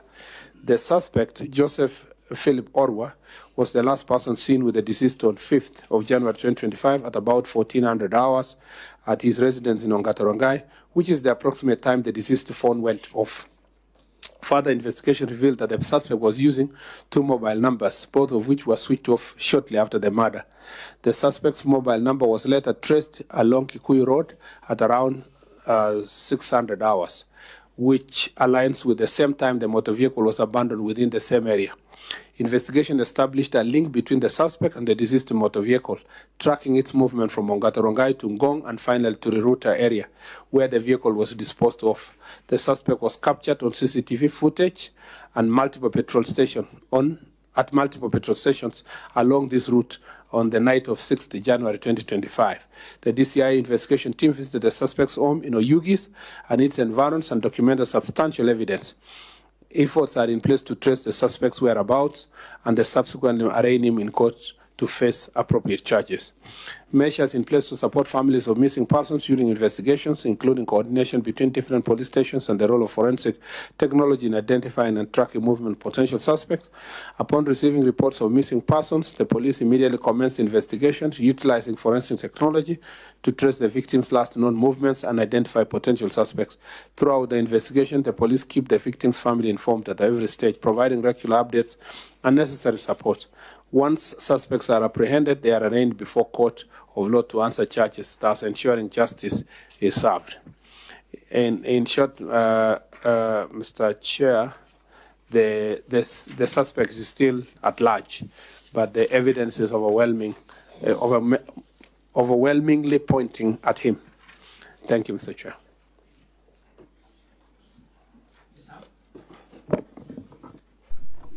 Thank you, Chair, and thank you, CS, for that comprehensive feedback. The bottom line is the people of Masaba in community constituency would like to know who killed Lydia. And you've talked about the phone being switched off. Now, even if the phone is switched off, are you confirming that it's never been switched on and using another mobile number? And 2, you've mentioned about the families being informed. I have been constantly been in touch with Mr. Buhala, the father, and the mother as well. But so far, there's been no communication from your side, unless maybe it's on its way. But I think it would be very good to actually emphasize on that so that the persons who are affected also feel that actually they are being sorted. But the bottom line, we want to bring the killers of Lydia to book. And given the system that you have, I believe that sooner or later we'll bring the killers to book. So I'll appreciate also if you continuously kept us updated as the people's representative from community and also to the family. So I think we can keep the issue alive and keep us posted. Up to that, Chair, maybe if you could allow me also to raise some rider to the CS. To both the CS and the PS, I know your job is very demanding, hands-on, reactionary in terms of emergency. I don't know where you're headed to. When the next call rings, you might be going to an emergency response area. But there is the issue of gangs in Trans Nzoia, which I have constantly been in contact with both of you, trying to forward to you these messages, and I believe other leaders as well from Trans Nzoia, from the women rep to the senator to the other elected leaders. I believe that some of the situations we are seeing, because I remember, Chair, when there was a statement read in the House from Viga, do you remember when MP Muhaya brought the issue, we had to park and went, you know, in the waiting areas to discuss it, because already you had assured me that this was being worked on. There should be a way to mitigate these issues, CS. And you are aware, PS is aware. What are you doing about this issue of gangs in Trans Nzoia? I'm forced to bring it here because my several efforts to reach, I know you're busy, yes, but this will get out of hand. We must take some actions to mitigate it. You might give me the answer now, or later on we can organize with the rest of the colleagues from the county to come and sit down, but we need a quick action on this. And lastly, infrastructure. Chief's office. I know, or sub-county headquarters. An example, in Kimini, we don't have a sub-county headquarters. But if you went to other sub-counties, you see a lot of investment from your budget line. Now, even as you reorganize, could you relook into affirmative action? And on the chief's office, and we thank you for really expediting the issue of the village elders. But these village elders, most of the time, when we put up the chief's offices, we need to have like a standard plan where they can also have like a waiting area so that they can also have a decent life. Because I know today, without those village elders flowing through the information upwards to the assistant chiefs, DCC, up to the RC, up to your level, it will not be possible if it's not for these men and women. So yes, we appreciate you've come up with the issue of giving them the remuneration, but think also about their well-being in terms of the physical infrastructure. And as I said also on the distribution, also think of the other marginalized sub-counties in the past, whereby you'll always see that some sub-counties actually, they've been left out. So even as you do the redistribution, for those who put requests across, kindly look into it. Thank you. Maybe we... I think this is straightforward. Because we should be finishing in 10 or 15 minutes. Maybe a rider, you're normally very brief. Yes. First of all, Chair, I want to thank you for this opportunity. I want to thank the CS, particularly for the tours you went the other day. This is what we want, visibility. One of the things which we face in this country is the issue of police doing a good job, but not giving updates to the nation. On a CS, we need to get the police up there again. We need them to be telling the nation about these sensitive issues which are coming up every now and then, so that the nation can be able to appreciate what they are doing. I'm very happy the PS also came up with the issue of village elders. And let me tell you, CS, I was there over the weekend. The village elders are very excited. It's because of what is coming out from the offices. I mean, the CS was there addressing issues. You were there in the coast. We need to see this thing. I want to ask the police to be updating, particularly on cases which are under investigation. You cannot say we are investigating forever. You must give us deadlines and say, in the next 1 month, we are going to give you an answer on this case. But when you have an open-ended investigation, nothing is coming up, we need the police to tell us what they are. They are doing a good job, but you see, they keep quiet. And the Office of Police spokesman, Mr. CS, must be endowed. The police spokesman must be able to be a person who can articulate, like the fellow who was there. Was it Obonyo or who? the spokesman who was there last. We need the police to come out and tell the country, because otherwise they'll be vilified. The people will say police are doing nothing, and yet they are doing a good job. So we need to see visibility. I like the way you are moving around the country and telling everybody what you are doing, and we are very happy. Thank you.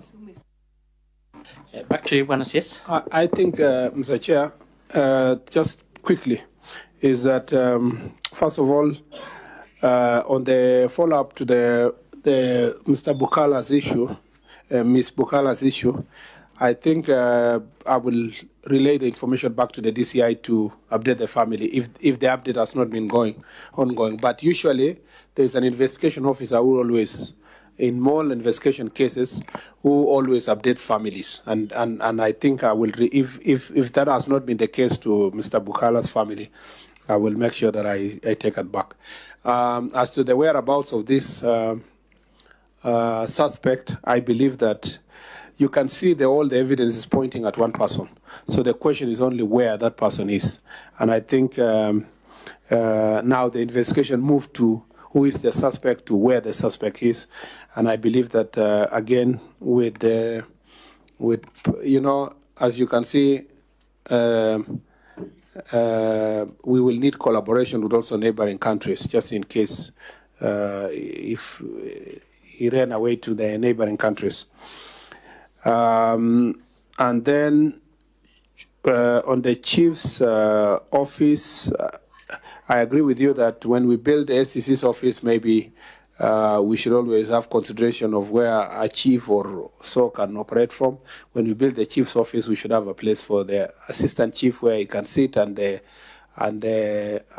village elder. So we have been grappling with one full design to have a police station of administrative units, so that then if you get well-wishers or NGCDF or any other person, they want to build a police station, they know the standard design of a police station. They know the standard design of a chief's office, standard design of, so that one, we will follow up to make sure that that is completed. Then we need to encourage as many members of the public as possible to give to these causes, to build a police station, to build a chief's office. It shouldn't be government alone. Even the business community can do so, because this is a joint collaboration between the community and government. And in cases where business community has been very active, let me say the case of Eastleigh, for example, security is greatly improved because the business community is working together with the local police to invest in facilities, but also working relationship. And I think should be the case in many parts of the country. On the question of Trans Nzoia, I don't think that Trans Nzoia really have gangs at the level of gangs, but they have goons. At the moment, there are many goons attached to politicians in Trans Nzoia. They haven't matured properly to be a gang. You know, a gang is a very serious issue. A gang is led separately with proper chain of command and so forth. But there are goons that are attached to leaders, and we know a number of those goons are hanging around political actors. A lot has been done so far to deal with those, to dismantle those goons, but still a lot needs to be done, because these are people who are hired per session. So some leader who's going to some village, he doesn't want to go alone. I don't know why you're fearing his own people. You carry goons. They reach a funeral, they start a fight. The funeral is in disarray. The family is run away. And you know, we have had those cases in Matungu, we have those cases in Kitale. I school in Kitale, and I'm also a person who lives in its neighborhood. And there was a time you go to Kitale and walk in the streets normally. But now if you go to Kitale and you're walking around, you also have to get some people to escort you, because there are many goons around that can make your life very difficult. We've been working very hard with the county security team in Trans Nzoia, and I'll be visiting there as part of our county also visits. But a lot has been done to deal with this issue, but we will still do more. This is just basically politics, very bad politics which really we should not have in our country. And you see, one person organizes young people to heckle and fight others, then everybody else has to recruit people because they realize that it is not enough to have security, formal security. You have to have also some bouncers to escort you. It starts like a nice thing, like you have some people to take you around, then slowly it grows to become organized goons. And then before long, it will now be gangs, the way Mheshimiwa said. So we are dealing with it. But if it reaches a stage where we have to arrest some politicians and deal with them, we'll do it so that we can make the county peaceful. There are some counties that are so peaceful, Mr. Chair. Yet there are some certain counties that have this kind of goods.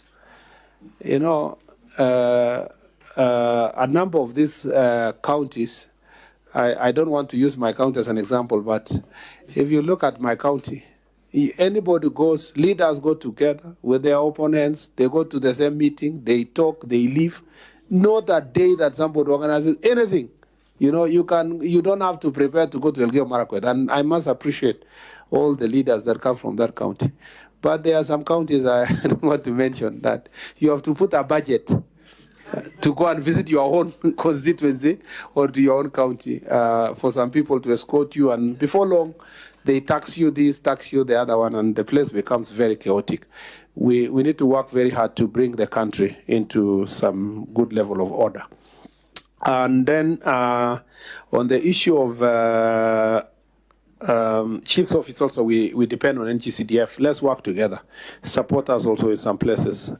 I am a firm defender of NGCDF, even when I was a senator, because I don't see the reason why in my constituency, for example, whether I am elected or not elected, I don't see how we should return money to Nairobi and then come here to beg to build classes and police stations and police. If there is a better model of decentralized resources than GCDF, and if we manage to get even the kind of returns that we get from NGCDF, if we got that from other devolved funds, if we got even a fraction of the devolved, for example, when we were in Senate, we were insisting, because the law says so, we're insisting that 40% of the money for devolution should go to development. But counties now cannot even reach 10%. Because they have inflated the human, because of experience of politics. So the wage bill has been increased. So if I come, I hire people. If I another one, I hire people. But the way NGCDF is so strict in terms of wage bill, almost 97% of the money go to development, it makes a difference. I am making a case on behalf of my ministry that even as we praise and appreciate NGCDF, let's work together on the security part. I know the schools have been built. We are almost at a level where we can say, yes, fairly built. But administrative units, which are extremely important, the chief's office, police station, we should. If you are talking about affirmative action in Trans Nzoia, because you have not gone to Tana River. You go to Tana River, the headquarters of Tana River, the county commissioner is living in some kind of a shanty there at the corner. That is his office. You know, as a committee, you need to go there. And you ask yourself, you know, if there is no definition of marginalization, that is outright marginalization. So we need to work on it. And because as a ministry, we are struggling with development funds in different places, if we can get cases of NGCDF supporting us, even if it is 50-50, then we can see the budget that is appropriated here. We can share 50-50, say, if it is 25 million to build a good police station, we can contribute 10, like that. Then the country can be better. And some constituencies are doing that, and they're doing very well. Some have not even attempted a single police station, Mr. Chairman. Chair, could we kindly request the minister to make his support for NGCDF official? It has always been official. It's on record. It has been on record from when I was a senator. No, even when it was when you used to have a fight between governors and I mean counties and constituencies. I'm on record, even as majority leader in the Senate, that we must separate our political competition and the place of the resource of NGCDF. And the facts speak for themselves. I know where Rosa is going, but I won't change my position. It's very firm. It's very, very official. Affirmative action on infrastructure, village elders. On the village elders issue, we are very clear. The policy we are working on is to define what's a village. Then from there, we see what kind of support we'll give to the village elders. Because there are people volunteering now as village elders. Wait until it is said they will get some ex gratia or some support. Then suddenly there will be mushrooming of villages. Yes. You know, that now, oh yeah, now we are 5 villages. So we want first to work on the policy on where is a village and how do you define a village. In Nairobi, what's a village? In a rural area, what's a village? And who is a village elder? Yes. You must also remember, Mr. Chair, that there's an overlapping responsibilities here. You have a village elder, but even in the County Government Act, we have the village council. Yes. That is run by county governments. And the only county that has operationalized a village council is Samburu. And some other counties, and I think Kajiado is trying to do so, Narok is trying to do so. They must also be very careful not to inflate also the wage bill. But at the same time, how will these then village councils operate with a village elder that is working with the... We want to harmonize all that in the policy itself so that we don't have duplication. And eventually then we can amend the law to align the village together. And then I totally agree with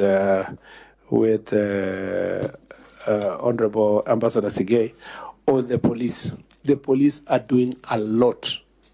The problem, they are only in public when they are responding to criticism. You know, the National Police Service, in terms of its communication, is only when they are being criticized that somebody has been abducted, somebody is missing, somebody is whatever. But on a daily basis, on a day-to-day basis. For example, I've said this because I saw the other day some newspaper writing about our security, and it's extremely embarrassing that you know, a nationally circulated newspaper would, in a disparaging manner, speak about our security sector, including there is no country in the world, that its opposition or its newspapers will be discussing the strength or lack of its police. For example, even when ODM was in opposition, I never heard former Prime Minister Raila Odinga, for example, just hold on, as an opposition party for the many years. Even then, I never saw the former Prime Minister go somewhere and stand in a place and say, in Kenya, we don't have enough this and that to fight this kind of crime. Nobody does that. Because there is a difference between politics and national interest. So you can't wake up one day and say, oh, Kenya does not have number of helicopters or doesn't have doesn't have guns, doesn't have bullets or whatever the kind of thing. And I don't know who will teach these newspapers to understand the difference between national security and personal petty fights about this politician and that one because this is the owner of this place and that place. So we just need to be very, very... So our police officers, and I am saying this in the context of fighting terrorism, from the day we have been from the onset of Al-Shabaab, they have never stopped trying to come to our country. Yet our security people have never stopped defending this country. So the peace we have is not for the absence of the threat. It is because of the daily effort of our police officers, which includes the NPR, but also the daily effort of citizens who live in frontier counties. When I went to Todonyang, Mr. Chair, we depend on the NPR in Todonyang to protect our country because it is the citizens in that corner that are doing a very good job. Kibish, yes. You go to Mandera, you go to Marsabit, you go to Tana River, you go to Lamu, you go to West Pokot. Most parts of the border areas which are security prone, the citizens, the NPR, and the police are working together to secure our country. But because there was one incident here over Ramadan, another incident over Christmas, another incident over there, somebody blows up and says that this country is Tatars and so forth. Yet every day, the security are protecting this country. So the point you made, PCCK, we take it seriously, and when we go back, we will communicate National Police Service to re-engineer their communication. If they have done certain investigation, like some of the things we are reading here, I think every so often, either the DCI himself as DCI in the world, when there are serious investigations that are going on in the US, for example, the FBI will come, the director of FBI himself will come and read, we have been following this investigation, this one, or CIA, we have been doing this and this. So I think at some point the DCI should himself in person. And then the IG, every so often, maybe 4 times a year, update the country on certain issues. And then now the daily or weekly communication from their spokesperson. This kind of proactive communication will make people aware of the things the security sector is doing every day to avert any disaster in our country and any other problems in the nation. I totally agree, and we are doing a tour all over the country. Having done Coast Region, we'll continue with the other regions. But I have learned from these tours that it's not a tourism kind of thing. We've been able to go there, solve instantly certain problems that should be solved instantly. For example, we were in Kilifi and we found 4 police officers who have been manning a police station for the longest, and they are drunk completely, addicted. And immediately, by virtue of just being there, we took them to rehabilitation camp so that they can be attended to, because the community was saying these people are sick. They have been like this for 2 years and so forth. They are the only ones manning this police station. So sometimes it's not enough to operate from here in the city. Certain opportunities being there. You see with your own eyes also some infrastructure. When we are talking about affirmative action, you can see this one requires a police station, this one requires whatever. And this, and also the policies themselves. To be able to meet a police officer who has been in Tana River for 15 years in one operational area, and he comes from somewhere in Kisumu. You feel, by feeling and seeing them, you look at these things differently, and we look forward to doing so across the country, and perhaps re-energize our officers in terms of the service they are giving, but also change as much as we can as a team from the ministry on the issues of security. I think I leave it at that, Mr. Chair, and if it pleases you, perhaps because we have another meeting, we request that we come towards an end of this conversation. Chair, can I say a word? Yes.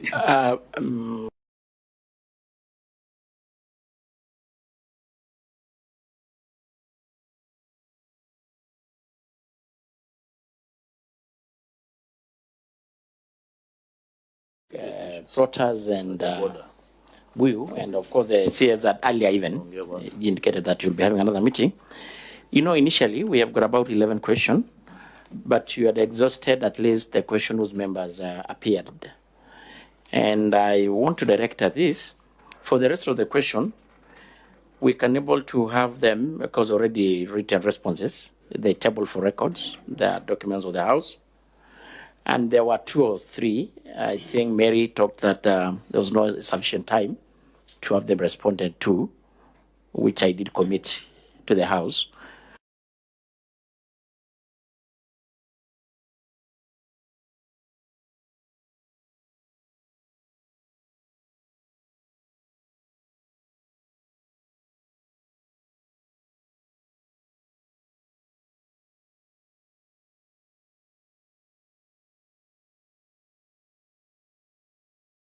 Administration and okay, the screening. Okay. Then there is another one from Tindi Mwale, regarding disruption of the performance of Echoes of War. Okay. Play it by Butere Girls. And then there is another one by, who is this? By Honorable Doris Donya. This is about the statement regarding tragic death of Sylvia Kimunto. I think that those are the 3. Okay. So if we can get it by close of business or tomorrow, so that at least, because we table by Thursday, that will be more appreciated. And also CS, because we should be actually coming to an end. I think we had agreed also the list of administration units. I think the PS is here. He can able to have them, to help you. We have them, and I will appreciate we segregate that those awaiting just AIE and issues of procedure for posting, we have them as a separate list. But those unit which were gazetted but has got no budget whatsoever, and looking about mobilization of resources, we can have them, of course, with their budgeting, so that we, between ourselves, we see what to do between Parliament and Treasury and us in mobilization of resources. I think also we agree with you, Honorable CS, that of course on the issue of we should be thinking about amendment of laws to expand the scope of a power. So the other issues of KWS, the Kenya Forest, could be of course held also accountable. On the issue of the rangers, I think we can have a conversation in a later date on the same. So members, I will kindly ask that we'll open it again. Masara, you're very experienced. You've been here before. Once we start it again, we open it again. I will kindly, with a lot of respect, kindly. I think the Vice had something. They visited the committee when we were in the State House last. They visited the committee, visited the Mbagathi Hospital. And there's just something so much of concern that he wanted to pass it, that you are here. The rest of us kindly.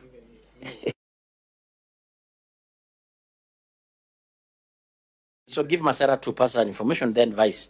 Then we wrap up kindly. Thank you, Chair. Daktari, please. My 1 minute, Chair, this was very concerning. The cooperation between the ministry and NGCDF. If you want to encourage members, is that those who have participated well and assisted your ministry, you need to do something to them so that it can encourage others. I'm saying this because in Suna West, we have done 4 police stations, 5 police posts, 1 anti-stock theft with 17 units, 4 ACC offices, DCC offices. We have 8 assistant chief and chief's offices, a staff quarter for OCPD, DCIO, and ACC1. But you have not rewarded us, so you need. That is a pass holder, Buenos Aires. The reality is, in such a situation, you can do something for such a constituency, and you said because of the cooperation, we have done this.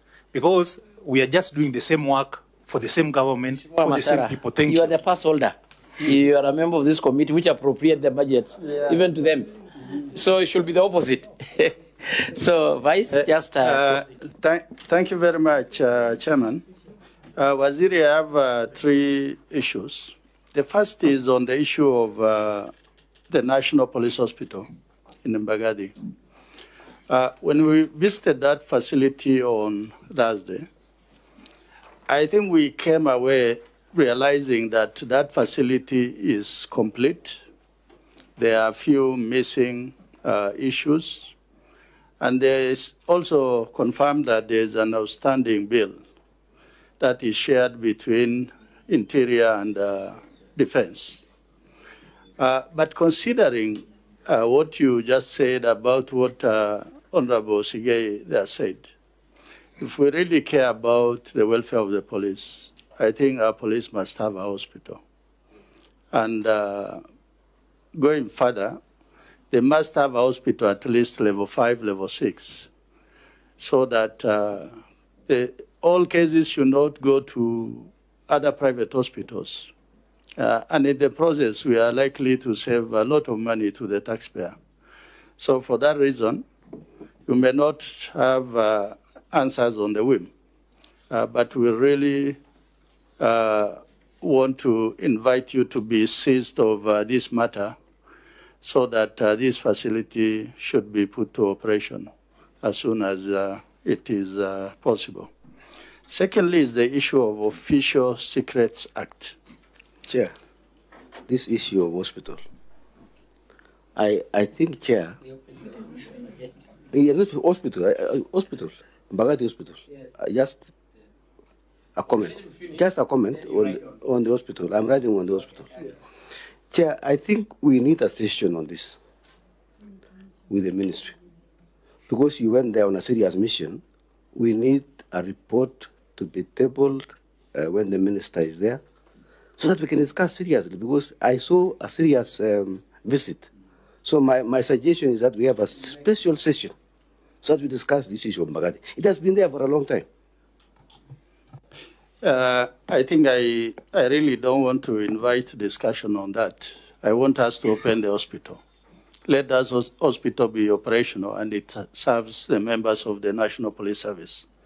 The second issue, Honorable Waziri, is the issue of Official Secrets Act. Anybody in this government who works at the highest level and who is going to handle secret classified documents will always subscribe to an Official Secret Act, that they'll be binded by this, sometimes all their lifetime, sometimes as many years as it takes. But listening to sometimes to what the media broadcast, what many people are attempting to say, you cannot diverge information that you came about as a result of holding a particular office. You cannot divide it to the public or even to the media itself. So for that reason, because that particular docket, I think, is largely under interior, we must enforce that. Because if we don't do that, we can easily lose this country. The final issue is the issue of Sagante Jaldesa sub-county. I must thank your ministry for putting up that facility, which is complete. And I want to request you to commission it so that at least we have a facility that can serve the people of Marsabit. Thank you, Mr. Chairman. So yes, I just want also to pass an information. You may not need actually to respond to. Maybe you can just follow up. There is a Kenyan word written to you through me that kindly assist the graduate prison officers by raising this issue in relevant. Okay, the Commissioner General of Prison is now demanding that a constable must hold a master's degree to be promoted to the rank of inspector.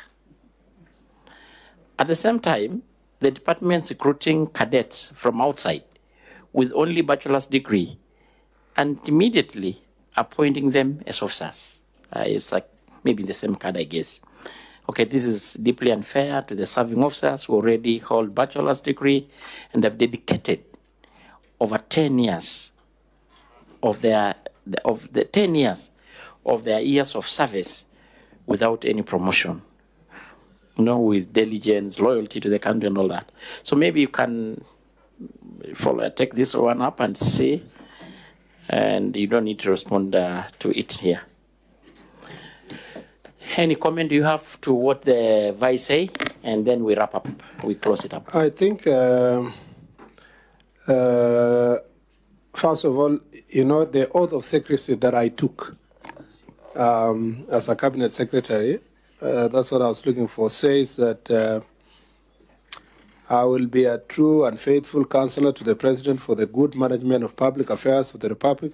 I will not divulge, directly or indirectly, such matters as shall come to my knowledge in the discharge of my duties, and committed to my secrecy except as may be required by for the discharge of my duties as a cabinet secretary. And there's no timeline. It's for the rest of your life, you know. But you know, in Kenya, if you see the group of the older politicians, they know what they are. They know what they took their oath of secrecy. But there are also those who are older, but you know, they don't abide by this oath of secrecy. So someone just wakes up one morning and said, "Oh, we one day we were sitting where we discussed this, so and so say this, and yet you swore that, I will not do it unless it is in discharge of my responsibility as a CS. Once you live there, you go and do your other issues out there. And there are people who are in this parliament who have been ministers. You will hear nothing about what they used to do, nothing. I served with Haji, I have served with Amos Wako, I have served with many cabinets, former cabinet secretaries.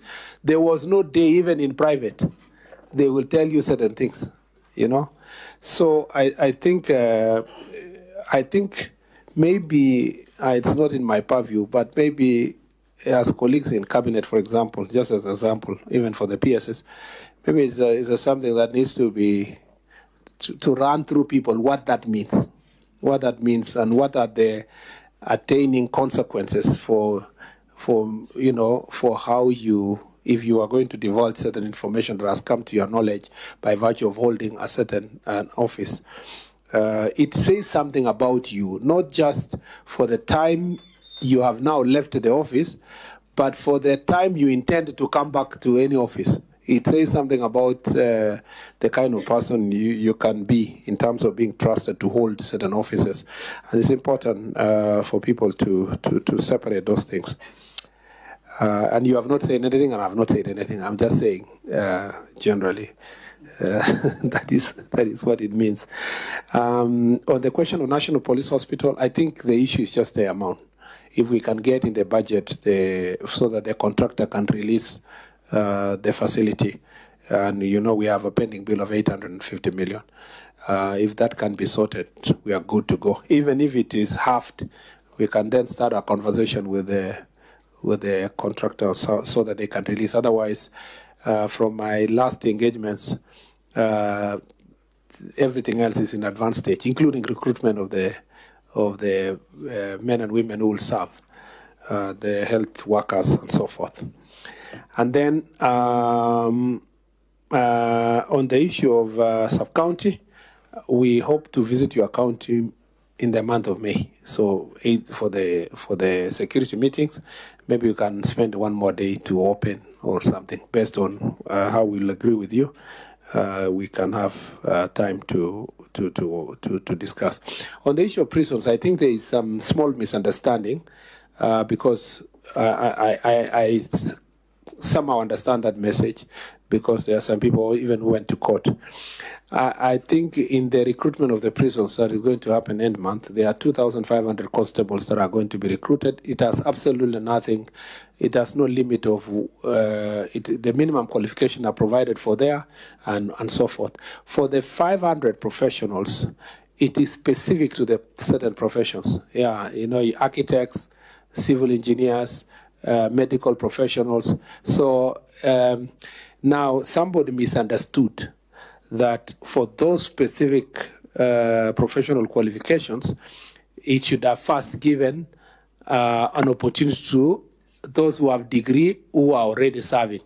But this is an architect. There is no way by virtue of you got a degree, you are constable, and you got a degree, you can be an architect. Or you can be. And if you are there, definitely, if the architect was already there, it means by going out to advertise more, we are trying to get more architects, more doctors, more, and so forth.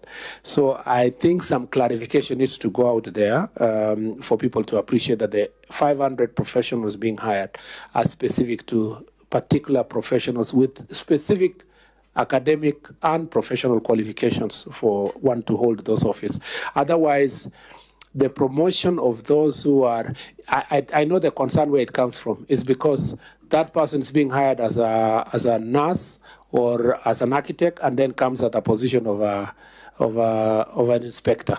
So the one who came as a constable and has since qualified to get a degree is hoping that it would have been automatic. That takes them to inspector.